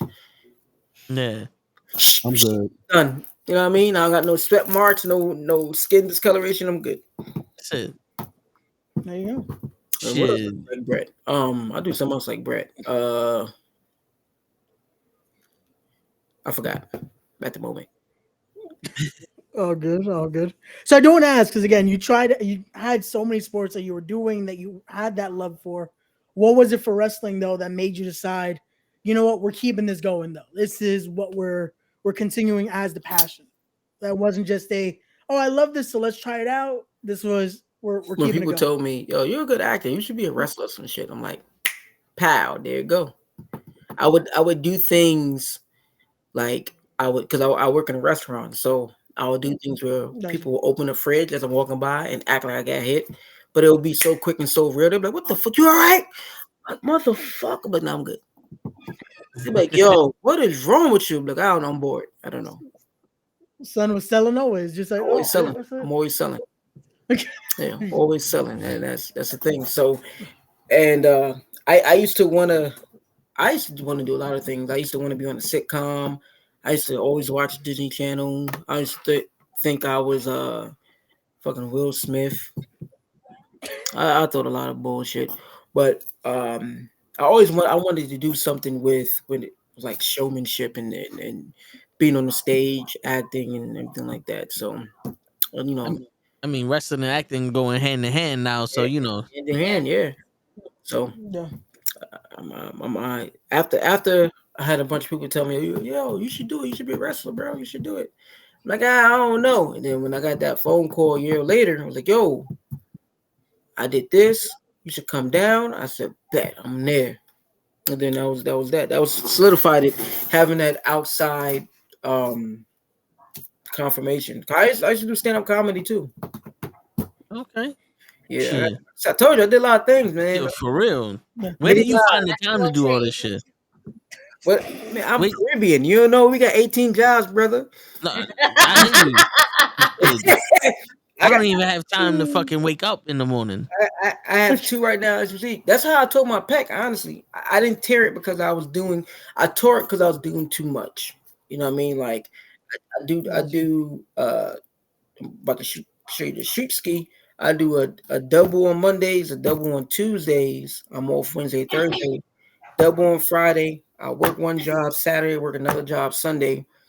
And then if that's the normal schedule, if I'm not doing that along with that normal schedule, I'll take my son mother to food shopping on a Thursday or a Saturday, depending, early in the morning. Then every day would be the gym early before I go. So I was only getting about 4 hours of sleep a day. Shit, so doing that on top of that, and then if I have to wrestle, especially if we double shooting, if we're wrestling Saturday and then Sunday or Friday and Sunday, then I'm not working one day. I'm wrestling, but then I'm working in between, and so I was doing a lot. You know what I mean? So my body was just like, you know what, fuck you, sit your ass down. And then that's what happened. You know, dehydration, being tired, body fatigued, and then my body just tapped out and say, if you ain't gonna sit down, we're gonna sit down for you. So yeah, no, I hear you. Song playing in the background when you broke your titty. I just want to adrenaline in my soul. Yo, and I thought the same way too. I and what you was benching or you doing flies? Oh, that ass benching. I tore this when he told this story. I was like, yo, that was me. I just didn't have flip flops on and a cup of coffee, but I tore it the same exact way. It's crazy. Damn. Yeah. Is this your first like major injury or? No. My first major injury, I broke my ankle. Okay. I broke it saving Wolf life actually. Oh shit! So early on, Wolf and I were adversaries, and he went to go do a Fonsbury dive, and his foot clipped the ropes. So I went to go catch him, but when I did it, I couldn't get my right foot underneath me, and then all the way came on my left ankle, and I broke it. And then he was like, "Are you good?" I'm like, "No, throw me in the ring." Cover me. I was like, "Oh, go home. I come back." Yeah, so it was that, and then only he and I knew what was wrong. No one else knew in the match, so that I had to finish it with my old tag partner called the Hello Goodbye, which is pretty much an inverted 3D. So he didn't know I'm on the ground. I had to get up and do it and run and do it. I didn't get no air at all off the ground. It was bad. And I had to go back to the locker room. It was so bad. It was bad. Real bad. You were able to jump on a broken ankle. I thought I did. I didn't do shit. I look back at it. I didn't do shit. His mind jumped. The point of the story is that it did not happen. His mind was telling him jump. But his body, Rogers shit. His body. Yo, that's wild though. That's insane. It was like I got. When I mean that too, I got no air. I'm like, that was it. That's like son in his head though. He was like, shit. Damn. In my head, I was like, oh, I jumped. Nah, and you was looking like Becky Lynch jumping off that top rope, huh? I look like going nowhere. I look like Lita. Damn. Fucking top. I look like Lita now, not Lita back then. Lita now. One of my favorite female wrestlers, but when she came back in the ring, listen, we had 2 legends come back in the ring, Trish and Lita. Lita was the shit back in the day. So was Trish, but when it came to wrestling, we all felt it was Lita that was on top compared to Trish Stratus.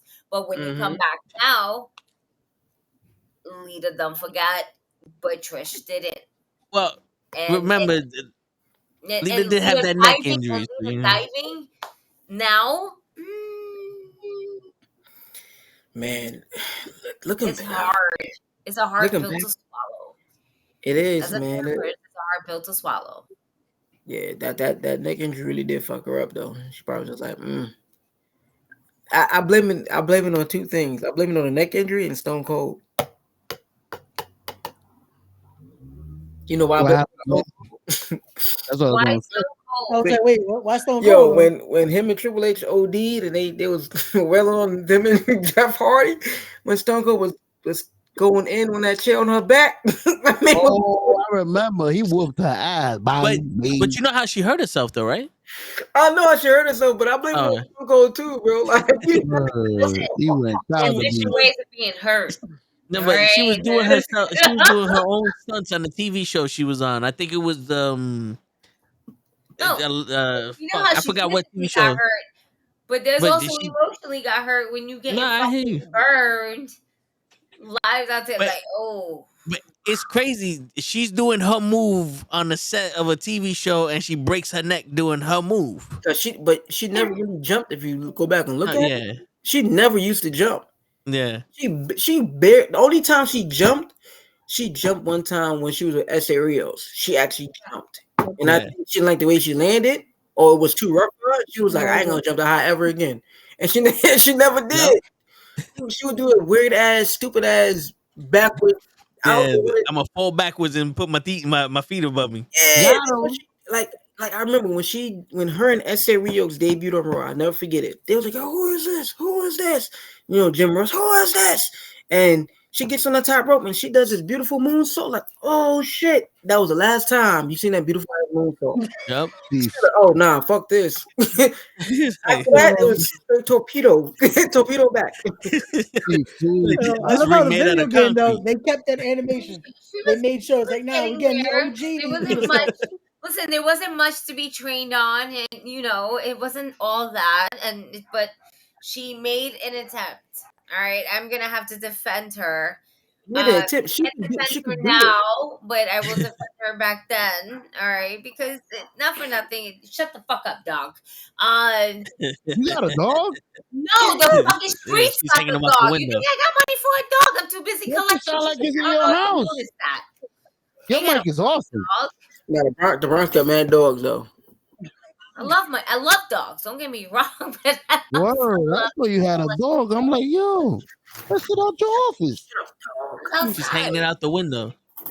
This is literally out the window. But okay. To be one of the very few females to actually try to make an attempt to do any high flying moves just to get an attention, even if it's bra and panties, but somehow being able to get something out of it. I always will appreciate Lita. But she can't. I don't want her to go to the top rope because I don't want to see in person what had happened on the movie set. Me neither. Like, die in the ring. We don't want that. Yeah. She did the Brock Lesnar on the floor. I think I do need just a little bit of closure to have a match with her and Trish again. Trish can come out on top. It don't matter. Just to close the fucking chapter because I feel like it's unfinished business. But that's just me. She would have to bury her fears. Once she's able to bury that fear, and that's the thing too about an injury. It's not the get back. It's the mental. And a lot of basketball players say when they tear their ACL, they're like, "Yo, I was afraid I'm gonna do it again." What if it happens? Yeah, they don't play the same. They don't do this the same. They're real cautious. You just gotta go. You know what I mean? And you have to trust in your mechanics and trust in your rehab and your healing that you're good. You know what I'm saying? And in wrestling, we have a term where it's your body resets itself, right? So you have a bump meter, and you have 1,000 bumps in your body until your body resets itself, and your reset is an injury. So once you get injured, your body kind of sort of resets itself. So now your bump ticker, your bump meter goes back to 0. But 1,000, you have 1,000 bumps between your body. Like, all right, listen, you got one more good one, and that's that. You know what I mean? And then, but it's always a reset. Just because every time you get in there, it's like a car crash. Yeah. So that's why you see a lot of the older wrestlers take less bumps. They do a lot of showman stuff, a lot of action, a lot of hoop and holler, a lot of dog and pony show. And that's why I be telling the young dudes, I'm like, hey, don't be doing all that bullshit. I'm telling you. All that easy, they're gonna catch up. Gonna catch up, and you're gonna be look at Jeff Hardy. Motherfucker could barely walk. Oh man. Look, Kurt Angle too. Hulk Hogan could barely walk when he was in there. When he was yeah. He gets up funny. But that's the whole thing, man. You just gotta once your body goes through a traumatic experience like that, it's up to you to get in the right mental mind space to like, all right, let me jump over this hurdle. Let me just do it like I normally do it. And once you do, you're like, oh shit, I'm good. And you're gonna keep pushing. You know what I mean? So I got a question for you, Marcus. You watch basketball? Because this seems like Anthony Davis clicker is a little shorter than most. It's about 12 minutes. Yeah, he takes one bump and then boom, his body resets and he's hurt again. He got a couple dribbles in him. So the thing with Anthony Davis, his body wasn't supposed to be that tall. That's what I tell everybody. He's like a giraffe. He wasn't. What happened was, he in college he was a guard. He was a 6'3" guard, and literally he went home for the summer, came back. He's fucking 6'9". Like what the fuck? So like his body grew quicker than it could anticipate. So he wasn't supposed to be he's not used to his body being that way. You know what I mean? And I'm pretty sure he doesn't eat well, or like that, because if he would take lessons from LeBron, because you know what I mean, like LeBron's body did the same thing. One summer he was 6'5", and then 6'8", and it's like, oh shit, you grew. But he take care of his body. If you take care of your body, you be good. Mm-hmm. As long as you take care of your body, you be all right. That's why certain people have longer careers, like a Vince Carter. He might not be putting up the numbers he used to, but he can run up and down that damn court. You know what I mean? Juwan Howard. The GOAT. Juwan Howard. Yeah, his favorite player. So it's like, you know what I mean? It's all about your conditioning and what you do off season, off the court, along what you do. You know what I mean? It's the same thing with wrestling too. You know what I mean? A lot of people might not be like, a lot of guys might not look quote unquote like the they say the eye test. You might not look like an Adonis or whatever. Yeah. Do you check all the boxes? Or are you, where's your cardio? Where's this at? Where's your in-ring presence? Where's your ring awareness? Where's your footing? Where's this? Where's that? A lot of that goes into, consideration, not just, oh, you have a good body, you just put you on TV, you ready. Nah, because a lot of times you have people who look the part, but they're not the part. Their footing is trash.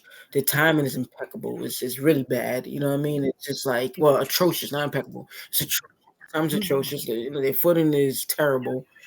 You know what I mean? Their in-ring presence is nowhere to be found. And then you're like, yo, what the hell? You know what I mean?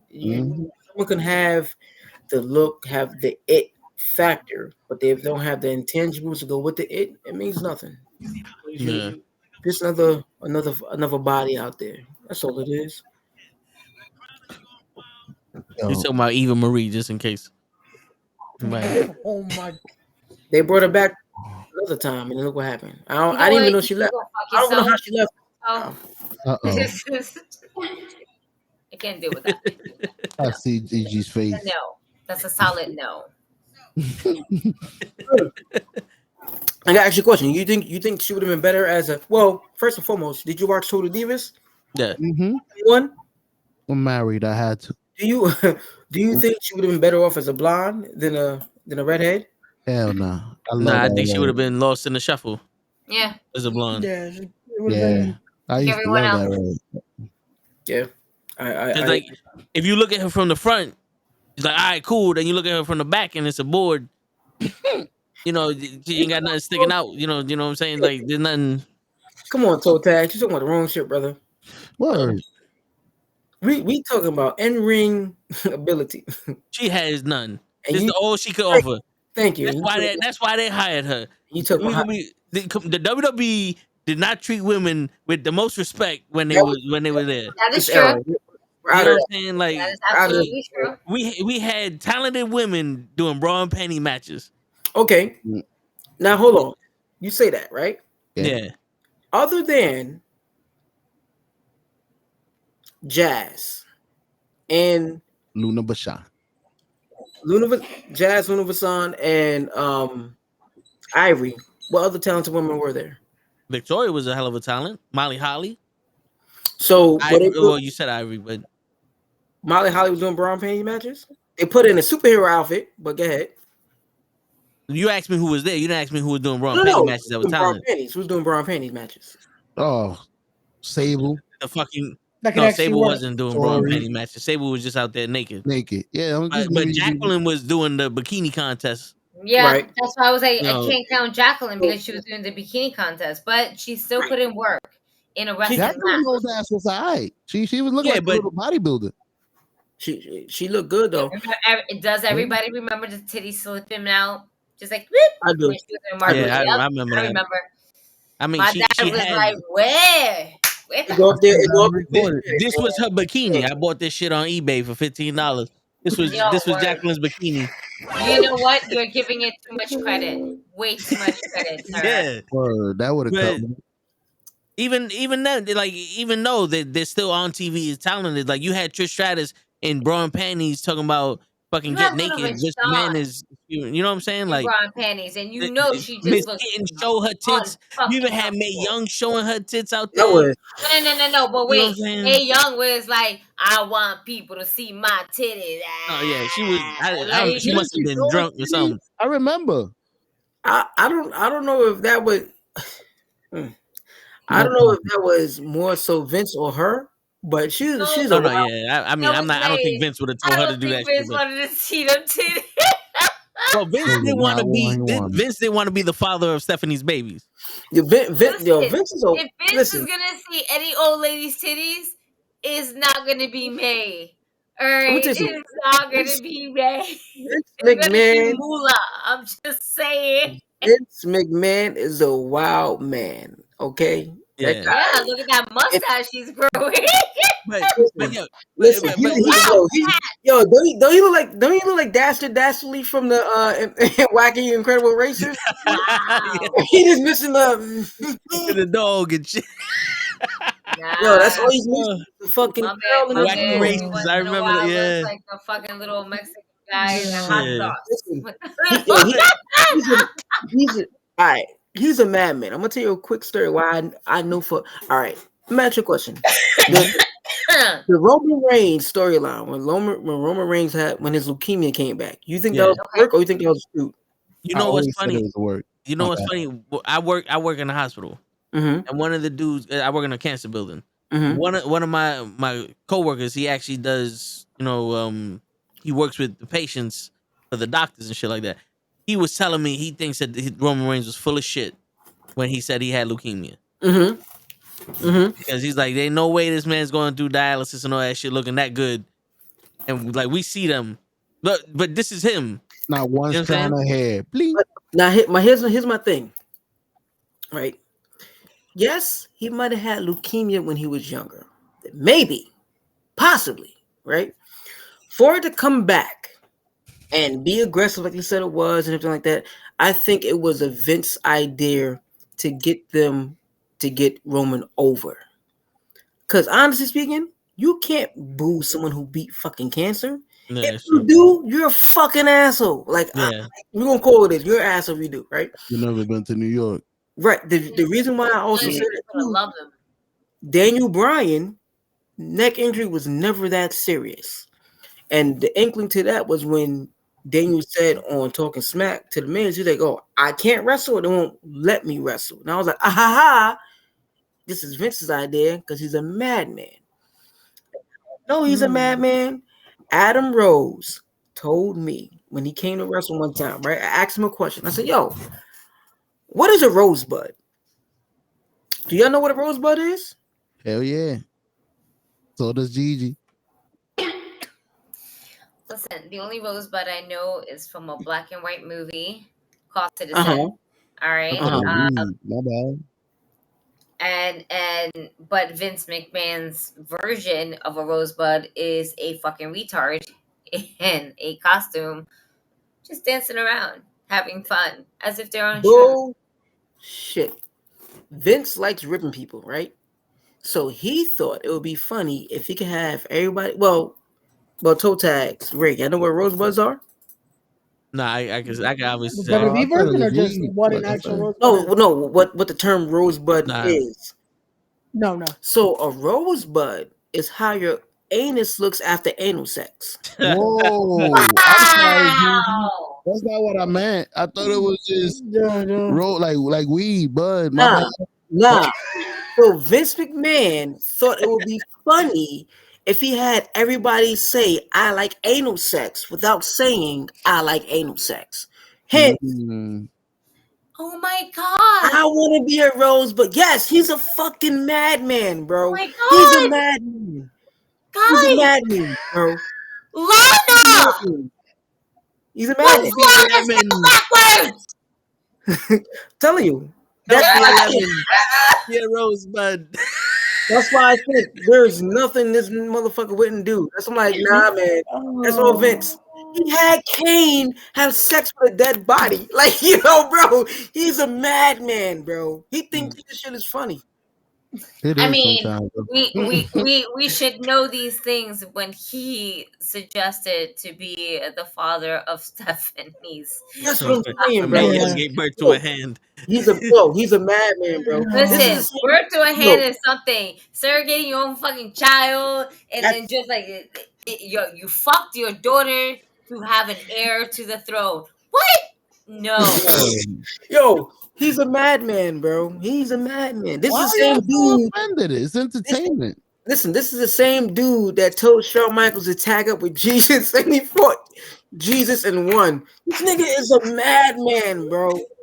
Yo, that was still the most entertaining segment ever, though. My man officially sold his soul when they played the theme song. I'm gonna go ahead and play I'm on my highway to hell. Damn right. I'm on my highway. Once Adam Rose told me that shit, to the devil, he gone. But Ray LePond, once he told me that, I was like, "You nasty motherfucker!" This man is so. What's worse is I know someone that was a rosebud. Oh, I'm telling her that this weekend. That's fucking funny. Yeah, because the thing about it, when we said to him, because my partner and I, we would do it. We had I don't know if y'all know the Perfect Strangers. The tag partner, the tag team. Ray, you know us. So yeah, that's how I met you. I was just this the straight and narrow guy, like no none of that bullshit. And my partner was like the goofy one. So my partner was like, "Hey, what's a rosebud?" So before, like whenever we have like talent come in or whatever from the E, we would try to do like a sketch or a skit with them and whatnot. We did one with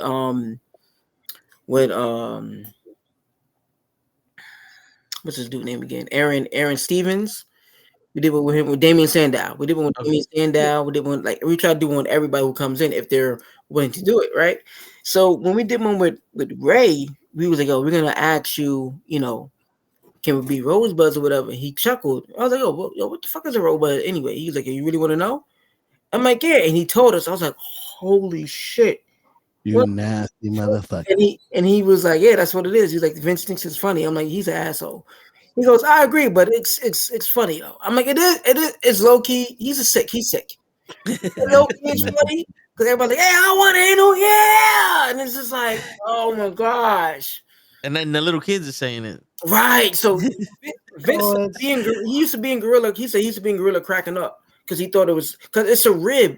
But the thing about a rib, no one knows the rib. Unless the people like no one, everyone's like, you know what I mean? Like, oh, it's a rib, like, haha. But it's like, bro, this is the same man who thought it would be funny to give Mark Henry a iron skillet and tell him it's cast iron. Give him an iron skillet and disguise it like it was a regular skillet to see if he could bend it or not. And then when he couldn't bend it, like, oh, y'all heard that story, right? Yep. And then the man bended that shit like this motherfucker is sick, bro. He really bent. So that's why he had a hard time with that pot. Yeah, that's why it took so long. He gave him an iron skillet, which is supposed to be unbendable. And then, but mind you, this is the same dude who went to go see if he can pick up 1 ton, and he picked up 1 ton. I'm not fucking with that man. You kidding me? Right. If I ever see Mark Henry, I'm gonna address him Mr. Henry. I'm not. How you doing, Mr. Henry? How's everything? You don't gotta call me. Go call me Mark. No, no, I'm not. Mr. Henry is your name. I said call me Mark. All right, Mark. Like, I'm not making him upset at all, bro. At all. You know, unofficially, I outlifted him once. You what? Unofficially, I outlifted him once. You know. You outlifted him? Yeah, I had a was little there. competition. He wasn't ready. How? I was. I took his records when he was 5, Mm-hmm. and then I broke him. Heard. Yeah, I mean, it still counts. Correct. Yeah. Time traveler. I see you. I seen him. Shit. But yeah, man, he's a wild dude. Them 30-pound fucking dumbbells, 15 times. Like ready for that. Jerry, Light work. Yep. Them 30 pounds. I was rocking them shits like they were 29 pounds. There you go. Of course, he says this when Gigi's right. not here. So it's like, You know, picking spots, Bob, baby. That's it. Bob, I get abused by this woman too goddamn much. Wow. I gotta get it out. You know she's gonna listen back to it, right? Nah. But I sound just like you though. Yeah, it was Ray. I heard it. We look alike. Word. Motherfucker said. I can now do this, and like they both gone. Like, But I can come back though. I can come back. You know what? It's better this way. I can see everybody. It's better this way. Oh wait, hold on. Where's showing off at? Where's your? Oh, fuck you, mama.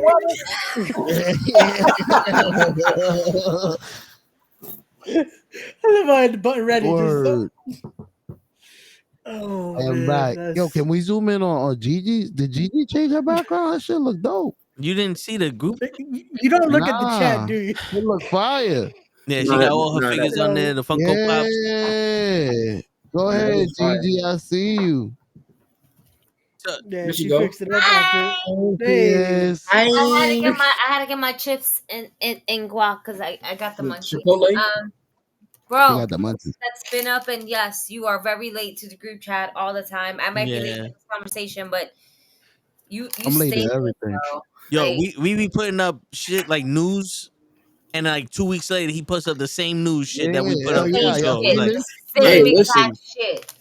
Sometimes I get the late people to the party. You know what I mean? That's right. They be like, oh shit. No, show's always late to the party. He's like always 4 weeks Listen. late sometimes. There's always somebody late to something, but he's on time for them. That's what matters. That is true. Shit. So gonna remind us about this interview next week and be like, yo, I can't wait for Prolific to come up. Because We did that. consistency is key. I'm just gonna say that. Hey man. I'm just saying. And he missed like that had to be the realest fucking podcast we had in a minute. That was in the first. I'm gonna be out here. When you go back and watch it back, it's in the first 44 minutes. All right. I know all I know is that. Sorry, y'all, making mad noise. Got the timestamp. Yeah, there's a timestamp. Family was going at it. It happens. It happens.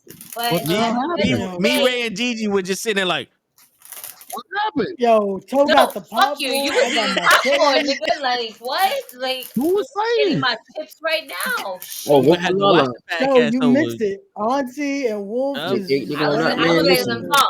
letting them talk. I was gonna say nothing. I can't say nothing. I just got mad late to the group chat, and I just realized I needed alcohol. My blunt needs to be rolled. There was a lot going on. I see you crack that JMO.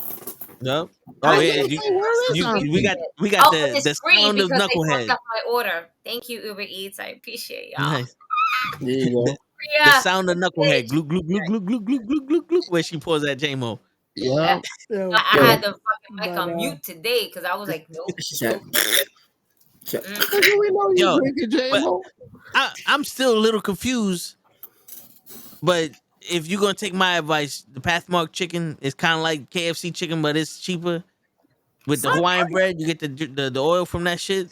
That shit work together, bro. We used to go to JFK pool. We used to go to JFK pool. We met in the parking lot with mad like fucking Pathmark chicken and Hawaiian bread. Bro. Why you keep showing? Hey, Does she make Hawaiian bread? She scared the shit out of me. No. I'm like, wait No, a minute, baby. no, No. What it is Married. all right. His wife might tell him, don't do that. She's in a that's Big Daddy Addy, right? Mm-hmm. She's in a match with Ruthless Lala this Sunday at Pro Wrestling R. There you go, with all these other women. Mm-hmm. And Wolf said to Lala, she's your biggest threat. Pretty much saying, like, you got this. If she wasn't in there, it's a cakewalk, but you gotta worry about her type shit. Like, you know, she's a threat. You know what I mean? You just gotta be aware. There's always This one. Yeah. She didn't take that too kindly. Like, she was like, yo, like, I'm not who I am. Like, I'm not saying that. I'm just saying you just gotta make sure you watch out for her, because she can do like a little sneak 1, 2, 3 type stuff. Like, she could put you off guard type stuff, like stay in your A game type shit. She ain't like that. And then Wolf had a in his mind, in his plan, to take her off guard, to flirt with Addie, to get her distracted and not focus on the match. I didn't like that too much. Then Tiberius, right? Yeah. Tiberius. Now, this wasn't the match originally. It was supposed to be Andy Brown, but Andy had got hurt. But Tiberius just so happened to be, I guess you could say, the second contender for the number 1 contendership, because they was fighting for the number 1 contendership, so he became the second contender. So Tiberius and Big Daddy Addy, they're in a group together called Reality Era. And Lala was like, all right, fine, cool. I'm gonna talk to Tiberius then. Well, Tiberius was like, yo, is he not treating you right? And started, you know, chiming in, and then they went back and forth and was like, yo, what are you doing? And she was like, I'm just doing what you're doing. And he's like, you can't be doing what I'm doing, because I have a plan. She's like, what's the plan? He's like, don't worry about the plan. It's a plan. I have it. She didn't like that, because you're not disclosing information. You're not telling me what the plan is. But his plan is supposed to not have anyone involved. Then you won't be as focused on the match like you would be. I get it. Understood. I didn't know any of this. I just seen them going back and forth. I'm like, hey, Wolf, don't flirt with her. Leave that alone. Lala, you don't do that. Stop. I'm trying to stop everything, all of this. Yeah. It got out of hand. And Lala had some things and relations with Tiberius, and then posted about it and spoke about it a little bit, and they've been flirting ever since. And then Wolf and Adriana, they're going back and forth, and they doing things. I'm just in the middle trying to stop all this shit. But it not even really working. You know what I'm saying? Not at all. Just working with one titty. What more can you do? You know something? You're working with one tap. I mean, you know something? I'm working with one titty, so I understand, because you and Ray are in very similar situations.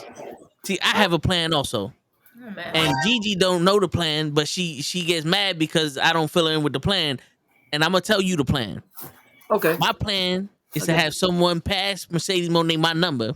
Oh God. So that way I could let her order a la carte, and we could get her on the show. You know what I'm saying? Dude, you know, because back in my day, we wasn't all cops back in when we was growing up. You know what I'm saying? So they used to call me Mr. Wiggles. You know what I'm saying? So I was gonna lease some Mr. Wiggles on some Monet. You don't do that. And we was gonna get a loan up in this motherfucker, Marcus. Then we was gonna start doing the rosebuds. Bro. Oops. Wait a minute. Listen, this is How you the plan. No. How you think we gonna blow up? How you think we gonna blow up? Said no. I said he did that in front of her. We gonna blow up here? And then I had to tell him, okay, Toe, this is where you fucked up.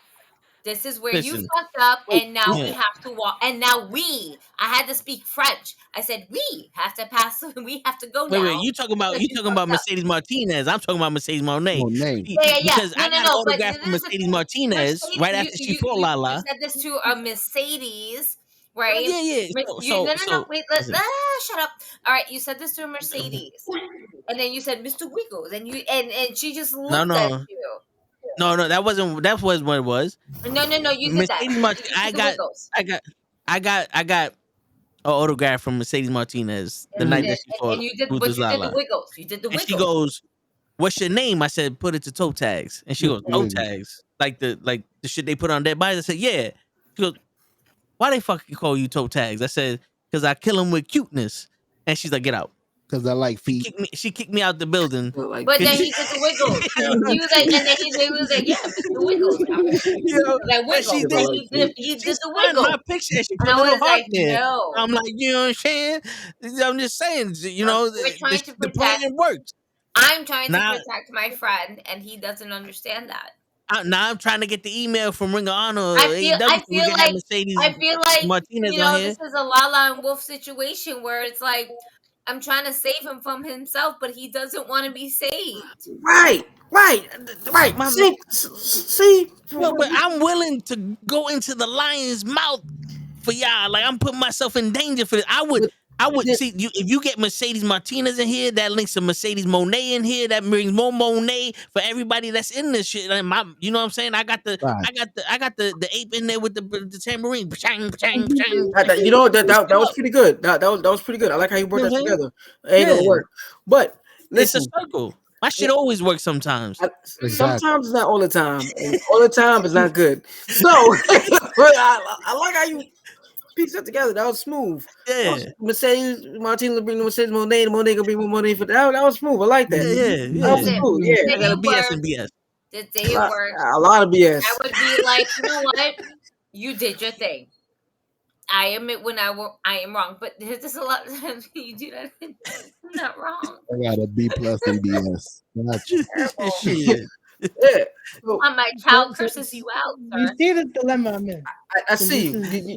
Exactly. That Ray. I feel you, Ray. Wait, Ray might go through a table though. Yeah, he got to go through a table with Trinity.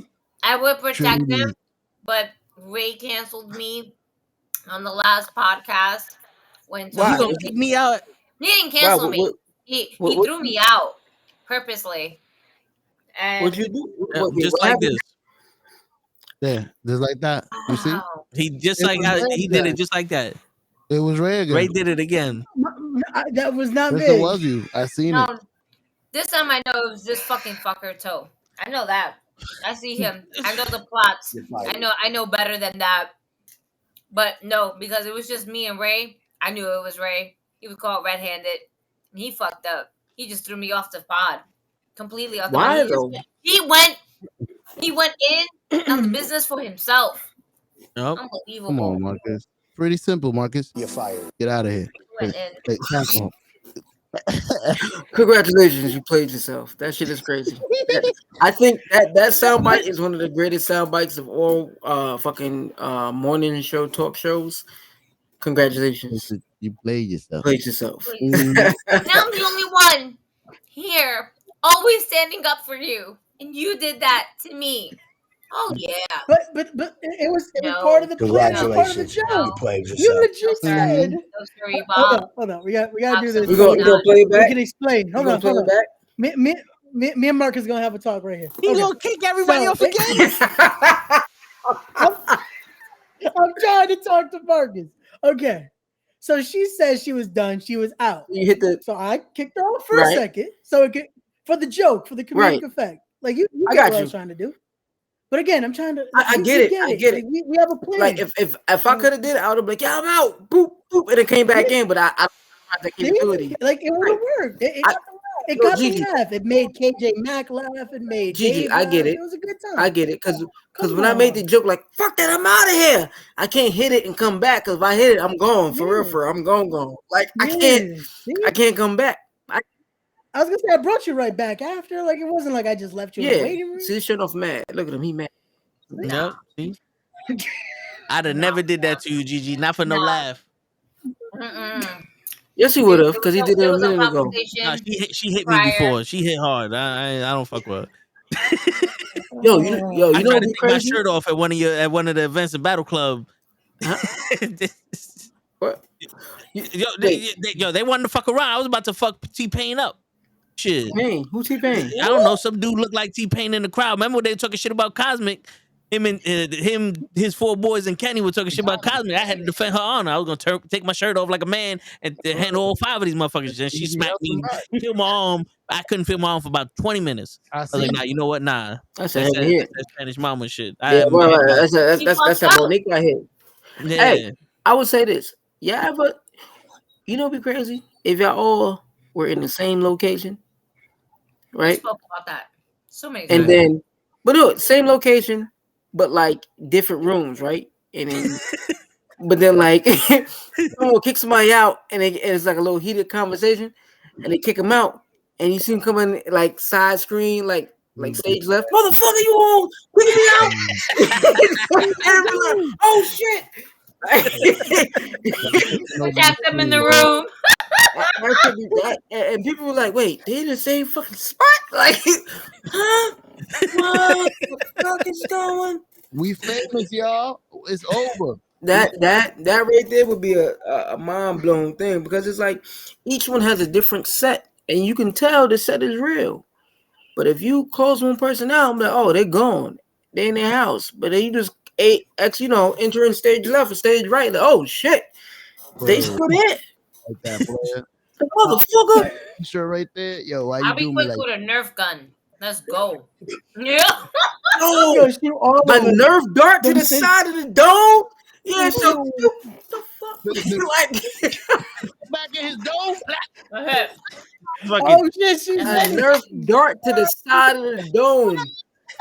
Yo, that would be that should go off a toe tag's head. That should be fucking hilarious. Yeah, that shit stuck. That should be stuck to my fucking head. Where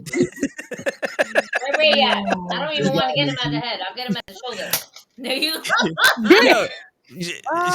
She stole that Nerf gun from Big Game Leroy and Bougie's match. I was there too. Really? Yeah. They do that shit to Sasha, pick that shit up. She's like, this mine now. It was for Invictus Pro Wrestling. Oh fuck, I forgot the name of the match itself, but they basically had everything that's like I'll be right back. Nerf guns and everything like that. It was really dope. Great moment. I remember. Gotta get Jay Bougie back on. Word. So, what was the name of that? You asking the I wrong know it one was right a game like wrestling Game Boy shit because he had a fucking. It's not a Game Boy. It was something else. I don't remember the name of it. I'm so sorry, Invictus Pro Wrestling. Final Fantasy Deathmatch or something. My man came out with a GameCube. It ain't all that. No, it wasn't all that. Not the match. The name. It wasn't all that. The match itself was fucking bomb. It was dope. Oh man. So can we talk about this Raw? was an episode. Jesus. That was at the brewery, right? Yeah. Yeah, it was at the All right, Bronx my Brewery. bad. Yes. Was Raw good? Since when has Dynamite that good. ever We were happened? talking. No, wait. You were talking about Dynamite. We were talking about. We had a question for the night. I think I kept trying to. Oh yeah. If you could get rid of one faction, which one would it be? Right. Yeah, we gotta wait for Marcus to come back. Current fractions? Well, no, there was a list. Yeah, it was a mix of factions. It had. You gotta give us the list. Bloodline, That'll the be Shield. Hold on, I'm getting it right now. You see a water the car? I was trying to ask this question while everybody was on, but we didn't get the chance or the opportunity to do such things. So being that we only have one member left, a prolific here, we appreciate you first and foremost, Marcus. We really do. We legit had a question for the whole squad. But being that you had the last of the Mohicans, we have to ask you this. You have to erase one of these stables from wrestling history. Which one is it going to be? And we have the Bloodline, NWO, the New Day, Evolution, DX, and the Shield. uncensored. Ooh. Damn. I have to erase one from history? One from history. You said the Bloodline, Evolution, the Shield, The New Day, and Evolution, and DX. Rakishi, Scotty, and Too Short, whatever his.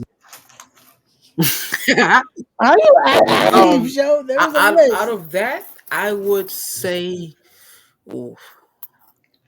Let me see. What makes the most sense, right? If I delete New Day, we won't have Kofi Mania. Nope. If I delete the Shield, we won't have the Bloodline. See, that was my thinking with that. See, we won't, because you have to have a rise. You have to have you wouldn't have the Bloodline because the reason why, like I alluded to like earlier, you have to have the leukemia battle to be a face to turn heel again. Yeah. Which the Bloodline was formed.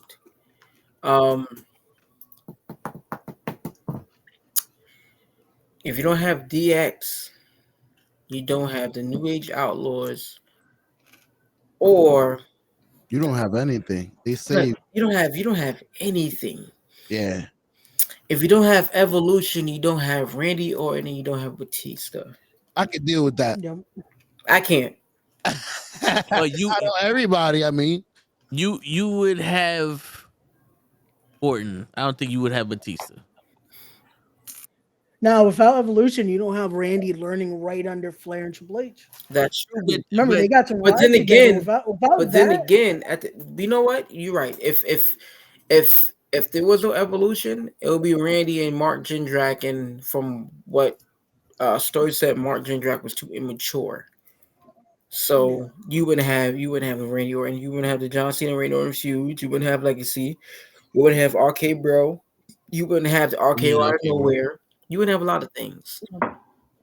I'll take it. We wouldn't get RK Bro. I'll take deal. Well, you wouldn't have the RKO out of nowhere. You wouldn't have one of the greatest feuds in Triple H's career when him and Randy were going at it, and Randy punted, then kissed Stephanie. That shit was wild. When this motherfucker's handcuffed to the bottom rope. What? You wouldn't have Legacy. You wouldn't have Cody Rhodes. Bro, you gotta look at the tiers of how it affects everything. The legend killer.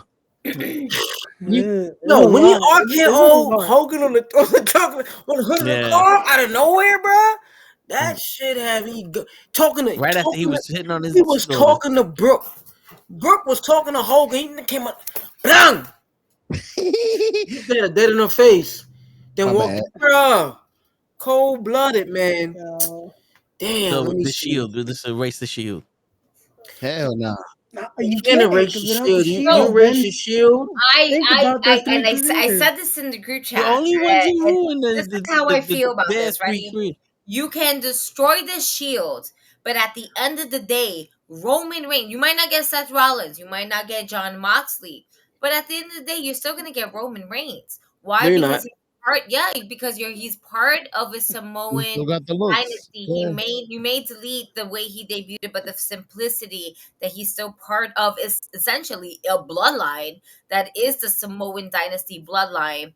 He is still somehow getting in there, in his foot there, where he's at with the bloodline. It will still get there. I don't. Would he get the same reaction? I don't think so. I don't. You might get to his charisma quicker. Because I don't. No. I don't think so, because you need. I don't think you get the oomph. You don't get the same pop, right? Just like you wouldn't get The Rock without Rocky Maivia. You wouldn't get that charismatic, shit talking person without Rocky Die. You don't get Nation Domination Rock. You get what I'm saying? So you can say, okay, it's all part of his evolution, and that's the thing about it. No pun intended. Evolution. Could we do without a Batista's? I can say wrestling would survive without Batista, right? Yeah. Well, his storyline, because his storyline wasn't really nothing detrimental but to Rey Mysterio's career in the nuance, very small. But there's nothing Batista career stands out except for to help put the Shield up when it was Evolution versus the Shield, and then Batista quit, left again, and then Seth turned and everything like that. Other than that, like you need evolution. You do need evolution, but do you need what it needed with Batista? Yep, that's the hard part because the question was you delete everything, so you kind of have to delete the idea. We talking about for story or for personal life? Because if you story, because I was gonna say Ric Flair kind of needed Batista.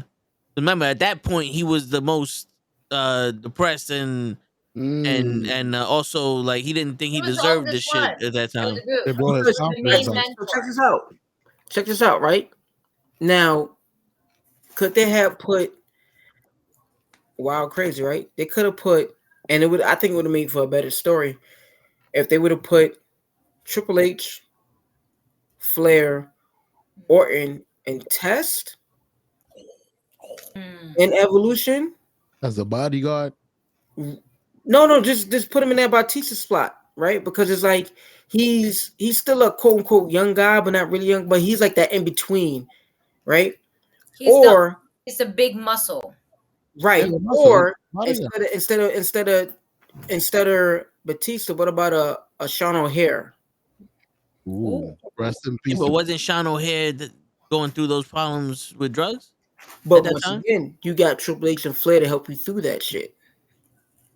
But I mean, he had Piper with him too. Sean O'Hare.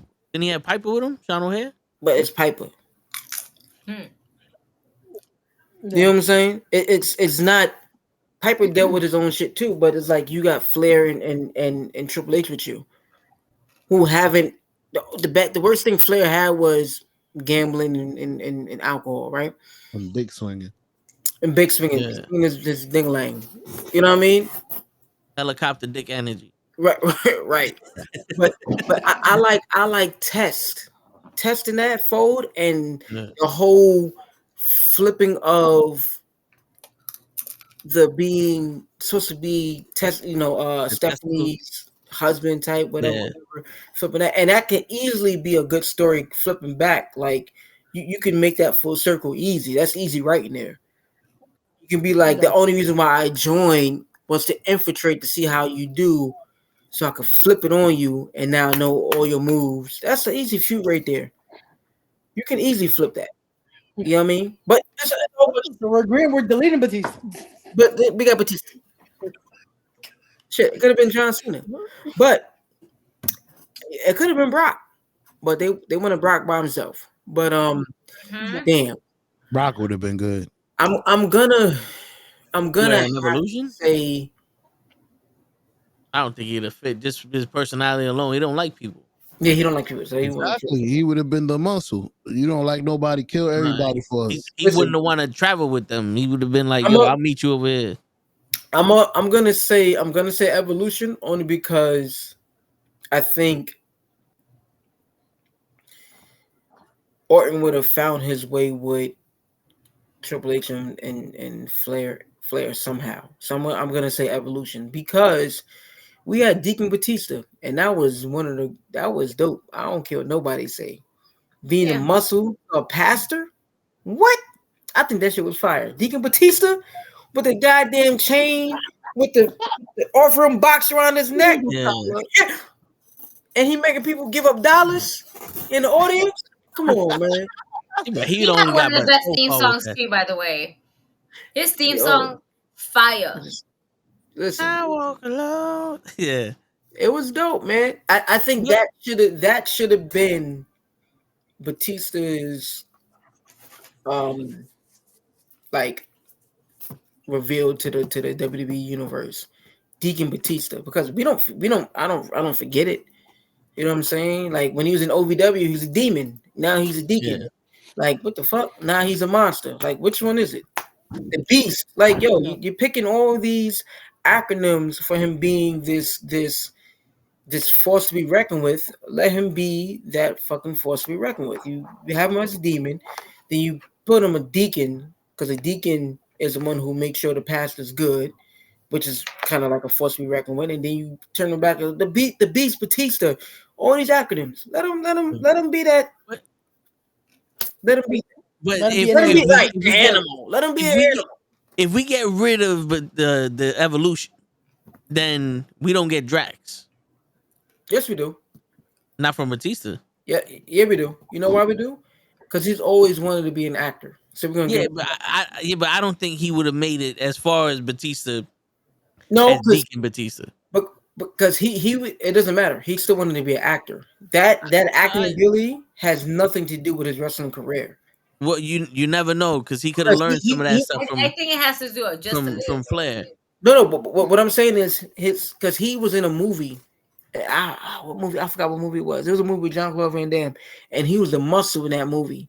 And he was pretty good. I mean, he got shot a bunch of times, but he was all right. But from that being said, like he would have, you know what I mean? Even if he didn't get the high accolades or whatever in the wrestling career, he would have got it in the movie because look at John Cena, look at Randy Orton. They both was in the Marines in 12 rounds, right? What did that do for them? Yep. Not John. Was horrible. You know what I'm saying? But John Cena kept it pushing, kept it moving. You know what I mean? Like they could have been a one and done. They could have been one and done like Piper. Piper was in, you know what I mean? Could have been one and done. But as long as you keep going forward, you're not gonna be great overnight. But the 12 round shit was WWE production. It doesn't matter. So was Undertaker versus AJ Styles. We ain't gonna talk about that. No, but what I'm saying is like those movies are one of those. Is like the WWE's making them, so they just threw them in there. Like Randy Orton, if he would have been in 12 rounds that was made by Sony or some shit, it'd have been a different movie. It would have been a different movie, yes. You know what I'm saying? Like that's like the Miz was in all those Marines, and they're all WWE things. It's like, but you don't see the Miz in like Alien versus Predator or But the Miz also has a show on USA, so there's a lot about that too. But the Miz is a different person because the Miz is actually really well rounded in a lot of things. Yeah, he got that natural charisma, right? But like that's the thing though. If he really wants to be an actor, he's gonna go for it, like John Cena did, like The Rock did. Yeah. You know what I'm saying? Like if you really want to do it, you're gonna go and take the classes and do this and do that. You're gonna do the groundwork. Just because you have a name in one profession, don't mean you're gonna be great in another profession. You gotta put the work in. You know what I'm saying? 50 learned that early on. Like just because I'm 50 Cent and I'm good in rapping and this industry doesn't mean I'm good and move with the show production and stuff. I gotta learn it from boom. Yeah. And I remember I seen something that Lorenz Tate was saying like, yo, 50 as a director he's a really good director. He's very professional, very like Martin Scorsese type stuff. And that only comes from him taking classes and doing the groundwork. That didn't come out of dude from Southside Jamaica. He ain't learned that shit in the hood. Ain't no way. You get what I'm saying? So if he really wanted it, like he said he did, he would have like he didn't get that role because he didn't get Drax because he was Batista. He wasn't even wrestling when he got that shit. You get what I'm saying? So he's gonna get it regardless. He didn't get it because he was in WWE at all. He went in there and auditioned. Right. He put the work in. So I would get rid of Evolution. I'll keep DX because without DX we wouldn't have New Age. We wouldn't have the Triple H that we have now. We wouldn't have China. Rest in peace. We wouldn't have had that WCW and Monday Night Raw wars. The Monday Night Wars, because in all honesty, you had two factions that was carrying the business during that time, and that was NWO and then DX. You think about everything DX influenced too. There would be a lot of people that wouldn't be wrestling. Nothing to take away from Stone Cold. Nothing to take away from The Rock. Even the Nation of Domination was like really kind of bringing it in. But when it came to, we wouldn't have the Nation of Domination if it wasn't for DX. Yeah. You know, without that level of menace to society type of mindset, DX would be nothing. Where NWO is at, NWO would be nothing. And in a way where you kind of want a counter reactor, like you can takeover and everything like that. Yeah, you need that foil. To go back and forth with your friends on top of that. It's just gonna be fun. So let me ask you this question: since you found the path for Batista to become Drax, you don't think Roman Reigns would have found that path to become the Tribal Chief? No, because it's different. It's a different path. The path of Roman Reigns becoming the Tribal Chief is different from Batista becoming Drax because it's outside WWE. But I get that. But here's the thing, though. Like if you think about Roman's path, right? Mm-hmm. And let's say the leukemia wasn't work with Vince, his thoughts. The first thing that happened when he stepped away and came back was Paul Heyman started working with him. All right, so look, let's put it into fruition, right? There's no Shield. How do you debut Roman Reigns? The same way you did Batista. As a deacon? No, not deacon. When Batista debuted for Evolution, he broke Goldberg's ankle and he got the $100,000 reward for taking out Goldberg. Remember that? That was Batista.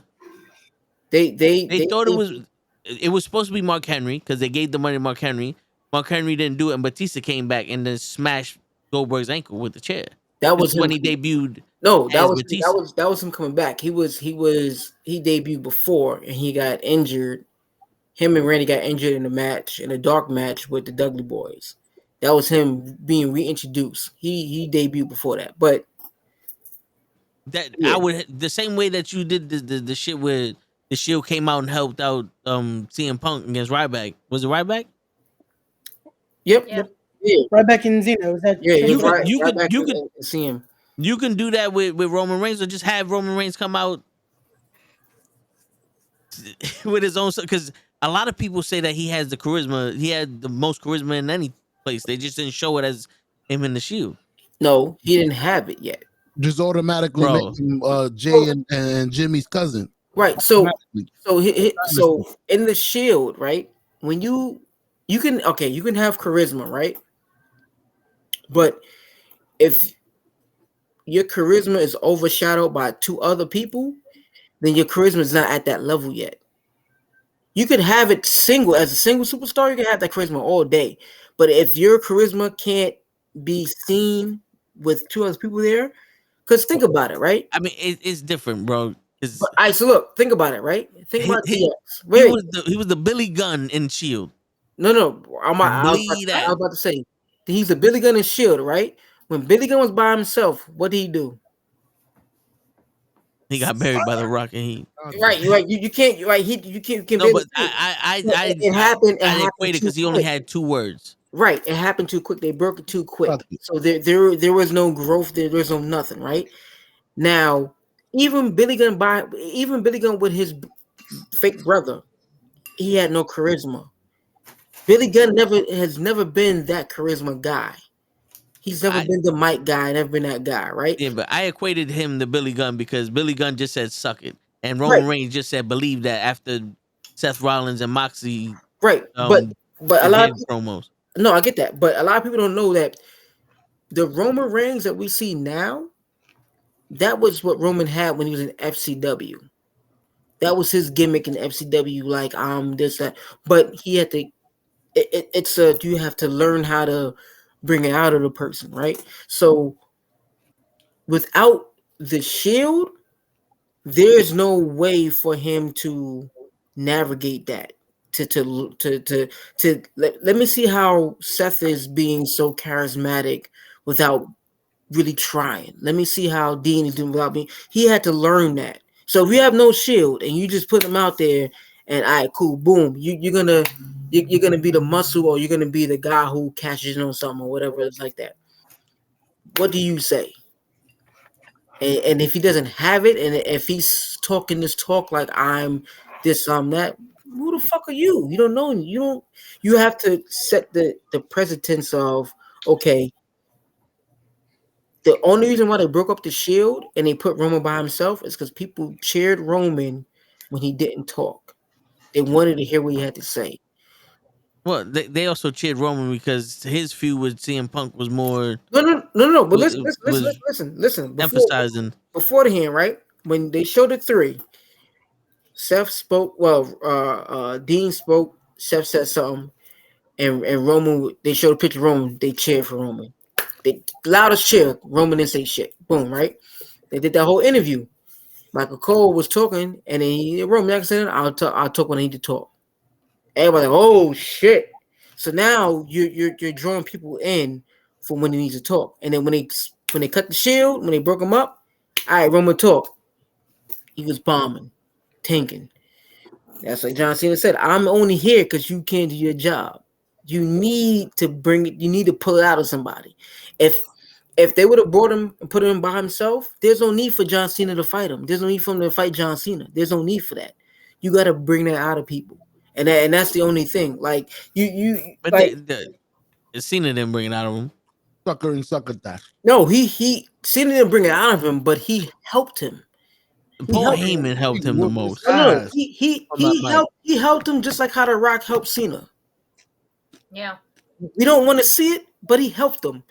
He's like, look, and The Rock helped Cena, and Cena helped The Rock, right? So it was vice versa, right? The Rock helped Cena see that, yo, it's bigger than wrestling. We have all of this to try to take over. And then Cena was like, oh shit, I didn't even realize that. And Cena helped The Rock see, like, yo, look, you might have been good then, but you got to stay relevant as far as being able to still do this on the fly and still going to go. That's why The Rock was like, oh shit, okay.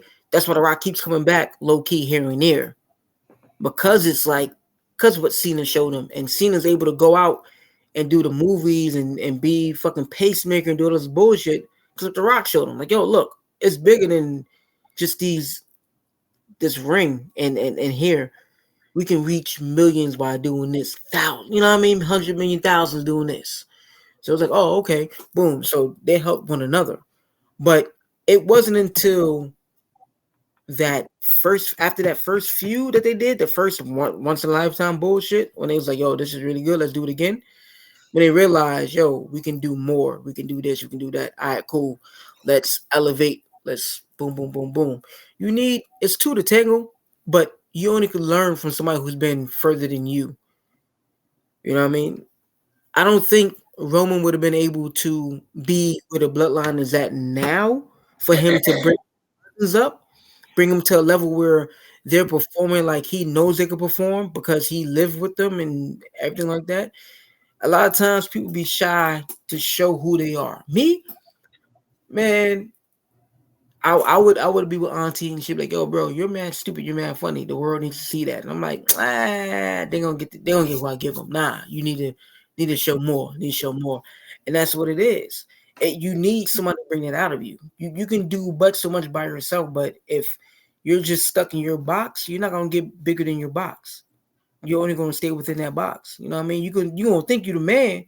Oh hell yeah, you know what I mean? I got 100,000. Nah, I'm good. I'm the man. Until somebody who has more, who's been around more, tell you, nah, look, there's more out there. Then you like, oh shit, I ain't the man. You know what I mean? It's just like them people in the hood that think like they're hot shit in their high school. I'm the man. I'm the best player. I'm this, I'm that. Then they go and play in the AAU tournament in Long Island and realize they ain't shit. They ain't played nobody like that before. That's all it is. It's just exposure and showing people who they can be if they work hard at it and fucking just let go and be you.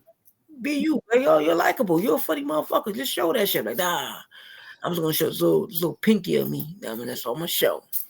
They ain't gonna care about that shit. You gotta put yourself out there. And that's all it is. But I'm rambling, but that's what it is. Roman would have never been, if without the shield, he wouldn't have been, it wouldn't have been no bloodline, it wouldn't have been none of that. Paul Heyman wouldn't have been, you have to give a reason why Paul Heyman would have been inclined to work with him. There's no reason. Everything Paul Heyman does is for a reason. The reason why Paul Heyman was working with CM Punk was a reason. The reason why he worked with this person is because of reason. Everything he does is a reason. It wouldn't have been a reason. As you see, you know what I mean? It's like, oh, but it's Brock though. Roman is Brock. I can't, that's my guy. Then it's like, it made for a better storyline. And then when you seen it was a work, it's like, oh, he was working the work. Oh, it was the fix was in. Got you. Now you see Paul Heyman really is with the bloodline, and then people who deep sea dive on the internet, they'll fish out. Paul Heyman used to work with Haku and Sika, and then they're like, "Oh, this is the reason why," and then it's like it makes you like, "Oh shit." That's that long-term storytelling, man. Like they like I forgot Wilder gave Jay a headbutt and he sold the headbutt. Like he gave him a headbutt, his head hurt. And that's long-term storytelling because you can't headbutt a Samoan because they got hard heads. That's that storytelling generation go on. Only person can headbutt is The Rock. But anyway, long-term storytelling. Because he got his head from his father. Exactly. Exactly. That's what it is. Shit. Mm-hmm. And New Day, I'm biased with the New Day shit. I'm not getting rid of New Day because of Kofi Mania. Yeah. I need my black champion. Yeah, but also the New Day, I honestly think the New Day and the Usos are like right now the golden standards of at least tag team wrestling. But also, like the three of them, they're doing shit we never seen before. Like you literally see them have fun on TV. Yeah, and you don't have fun on TV in the WWE. And it's been a while, and it's been a really long time. Yeah, no more Vince era. That's what it is, man. It's over. Allegedly. And I ain't gonna lie, man. When Kofi won that title, because since day one, the way they I was a sound fan like of him. they're about to push this nigga out. Tear my eye with Kofi winning that title, man. I felt like I won the fucking title. There was only 2 times I ever felt that way: when Ray won it and when Kofi won it. See, they do what they was doing, man. It was there. He gonna move from Roman on the Barn Breaker. Nah, he not gonna look. See, he not gonna move on. See. Don't be surprised. He couple of years. Nah, the Brown Breaker ain't ready for. That's what I was gonna say. That's gonna be like he's not gonna do that yet. Right back with fucking Paul Heyman or Michael McGillicuddy with Paul Heyman. It's a waste. Michael McGillicuddy. I'm mad you brought that name up. Outdone. Oh my gosh, what a name! Yo, the name changes in WWE be killing me. Michael McGillicuddy, Curtis Hawkins. What the fuck? Curtis Axel. Like, bro, what is going on here, bro? Gunther, Husky Harris, Gunther, Walter. Like Walter, good move. I don't know. Like Vince be like, man, we're gonna name it. We're gonna call him this because it's more. I get why he changed to Gunther because it seems more militant and more like menacing, like Gunther. Like he's like this Russian spy type shit. Yeah. Or like a Nazi, but it's like it's called motherfucker Walter, bro. That's exactly what happened with the first name. Yeah. Nazi name. They had to drop the last name. Yeah. Oh, we can't forget Piper Nevers and Dewdrop. Man, I'm like Dewdrop. What the fuck is a Dewdrop? The fact that he kept Adrian Neville's name the same was dropped to Adrian Neville. The fuck? Yeah. I was like, after a while, everybody started becoming just their last name. Yeah. And fucking me and Kim Meacham. I was like, yo, I can't call it that. I don't know. I can't Meacham. That just sounds stupid. Meacham. With Korean for crazy or something like that. And like, what? I'm like, nah, bro. Nah, I ain't gonna do it. Yeah. I don't think she's crazy. So I had an idea, right? And I said this to my old tag partner during the what was the last international one they did? Not Crown one before that. Clash of the Castle? Clash of the Castle, right? I said to him, I was like, yo, I think if Cody doesn't take it off for Roman, it's gonna be Gunther. He's the only one big enough. The only one big enough, and it would literally be Reign versus Reign, title versus title, because they both had both titles for a long ass time. Yeah, we're talking WrestleMania 6 again. You know what I'm saying? And I can see that, and he's like, I don't see it. I'm like, bro, the way you gotta pay attention to how like WWE foreshadows a lot of things, a lot of shit. but we don't pay attention to it until it happens. Like, yo, they was telling us the whole time. The whole time they kept saying like, yo, Gunther is like the longest reigning IC title since X, Y, and Z. 300 and 1,000, da da da da. They keep pumping in there, throwing it in there. We just gotta pay attention to it. And I'm just like, oh, he's beating really good people who could take the title and have a good run with it. And I'm like, here they are doing something that's meaningful, right? You have now. I can see how they can have Gunther. I can see how they can have Cody take it off for Roman, and then go against Gunther and take it off for Gunther. Only reason why I can see that is because WWE, they don't do anything for no reason, right? Why have two Cody Rhodes specials, right? You had one, the 24/7, when that's like a documentary, that's a special, right? Yeah. Then you have the Becoming Cody Rhodes, the American Nightmare, right? And in that special, he always says and talks about how he felt like his dad always paid more attention to the NXT guys, the Romans, the Seth Rollins, and blah, blah, blah, blah, blah. It's foreshadowing to the point where it's like he beat Seth with a tour pack, right? Yeah. Boom. He lost to Roman. The whole build up for him to face Roman again. He's gonna beat Roman. But they're doing multiple things where they want to erase Hulk Hogan's tenure. That's number one. I don't know if they want to erase Bruno, but they want to erase Hogan for sure. So he want to keep it for that long period of time. You have Cody come dethrone Roman because he's the one that he was talking about his dad and everything like that. So it was like for a circle, right? Boom. But him being at the top, right? Finish the story. Him being at the top, and then Gunther coming, him being Gunther because he's the ultimate champion. He's the one that did what his dad couldn't do and what his brother couldn't do. Like it's a multiple part story. It will make sense at the end of it, and people will be like, "Oh shit!" To the point where people can go back and watch the rise of Gunther, the story of Cody, and then the rise and fall of the bloodline. It's gonna be crazy if that's what they're gonna do. But they should do that because that's good storytelling. I see what you're saying, but I'm also thinking they fast tracking Seth Rollins beating all these people and defending the title so many times also. So they could be doing that same thing where Cody Rhodes beat Seth Rollins. Right. And it But takes the only thing they should have did was they should have had him lose to Cody at the Hell in a Cell. Yeah. If he would have lost him then it would have made sense for him to go through the lines. All right, cool, boom. I beat Seth. I got that title. Now I'm gonna go beat Roman, got that title. Or just to have one superior title once again, like they had way back in the day. I think that's what they're trying to do. Have that one superior title and be like, oh, all this prestige in one title, signify it.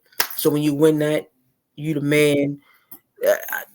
It's a long haul, but like they said, yo, we just getting in the fourth inning. That's it. Yeah. We didn't even. If you're a baseball fan, we ain't nowhere near the ninth. No, for real. And now with Vince gone, supposedly. That's right. Yeah. Vince and his mustache He's still are in a Germany. liability. Word, but Especially mustache. that mustache. We already going like a half hour over the time we supposed to go. Marcus, yo, bro, we definitely gotta have you back. We gotta have more talks like this because now we gotta pick your brain and shit. But man, Marquee said Are you baby. available sometime next month or the month after that? I don't know. Listen. Rumor has it that you got a torn titty. You ain't doing much. I ain't doing shit. We should. I'm gonna be here. I'm gonna be here. Yeah, we definitely gotta have you back. Wait, the best part, this is how I was able to book him for tonight. I was like, what are you doing this day? It's okay. You're not doing nothing. I got you. I ain't doing shit. I ain't doing shit but being hurt, baby. This is how our conversation went. What are you doing that way? You're not doing nothing. You silly villain. Can't do I'll just mark nothing. you in my calendar and show it up. I had that hysterical pen. Click, click. I got you. You're on the list. You did do that. I'm going with you. He did do that. And then if oddly and funny enough, right? I was sitting. I forgot where I was sitting. I'm sitting there. I'm like, I'm like, oh shit, what the fuck is that? My phone went off, and it was like, I had set the reminder like tomorrow, 9 p.m. Nukkle HeDDs. I'm like, you damn right I'm gonna be there. Shit. Well, I'm gonna have my people or your people, and we gonna get you back on here. I'm gonna be here. Thank you for having me. It's been a pleasure. I've been you cracked your bottle of what's that, Jameson? Always. I'm a proud sponsor of Terramana. No, I'm playing. No, I'm not. But I was having Terramana. And ginger ale. It was a pleasure. It was good. Thank you. The floor is yours. Man. Anything that you want to go ahead, promote yourself. By all means, the floor is absolutely yours. Oh yes. My name is Marcus Marquee, as you know, Marcus State of Mind. I am on TikTok at Marcus Marquee. You can follow me on there. I'm gonna be posting some videos on there. You could get to know me a little bit on there with the little funny videos I will post. And then that's honestly, if you don't have me, you have me. If you don't, Twitter, Marcus Marquee, Instagram, the Marcus Marquee, and that's about it. I'm just out here living my life, trying to get my titty better. That's it. And making sure the fam stays together. Prolific. That's it. And on that note, ladies and gentlemen, it is your friendly neighborhood knuckleheads signing out. Peace, everybody.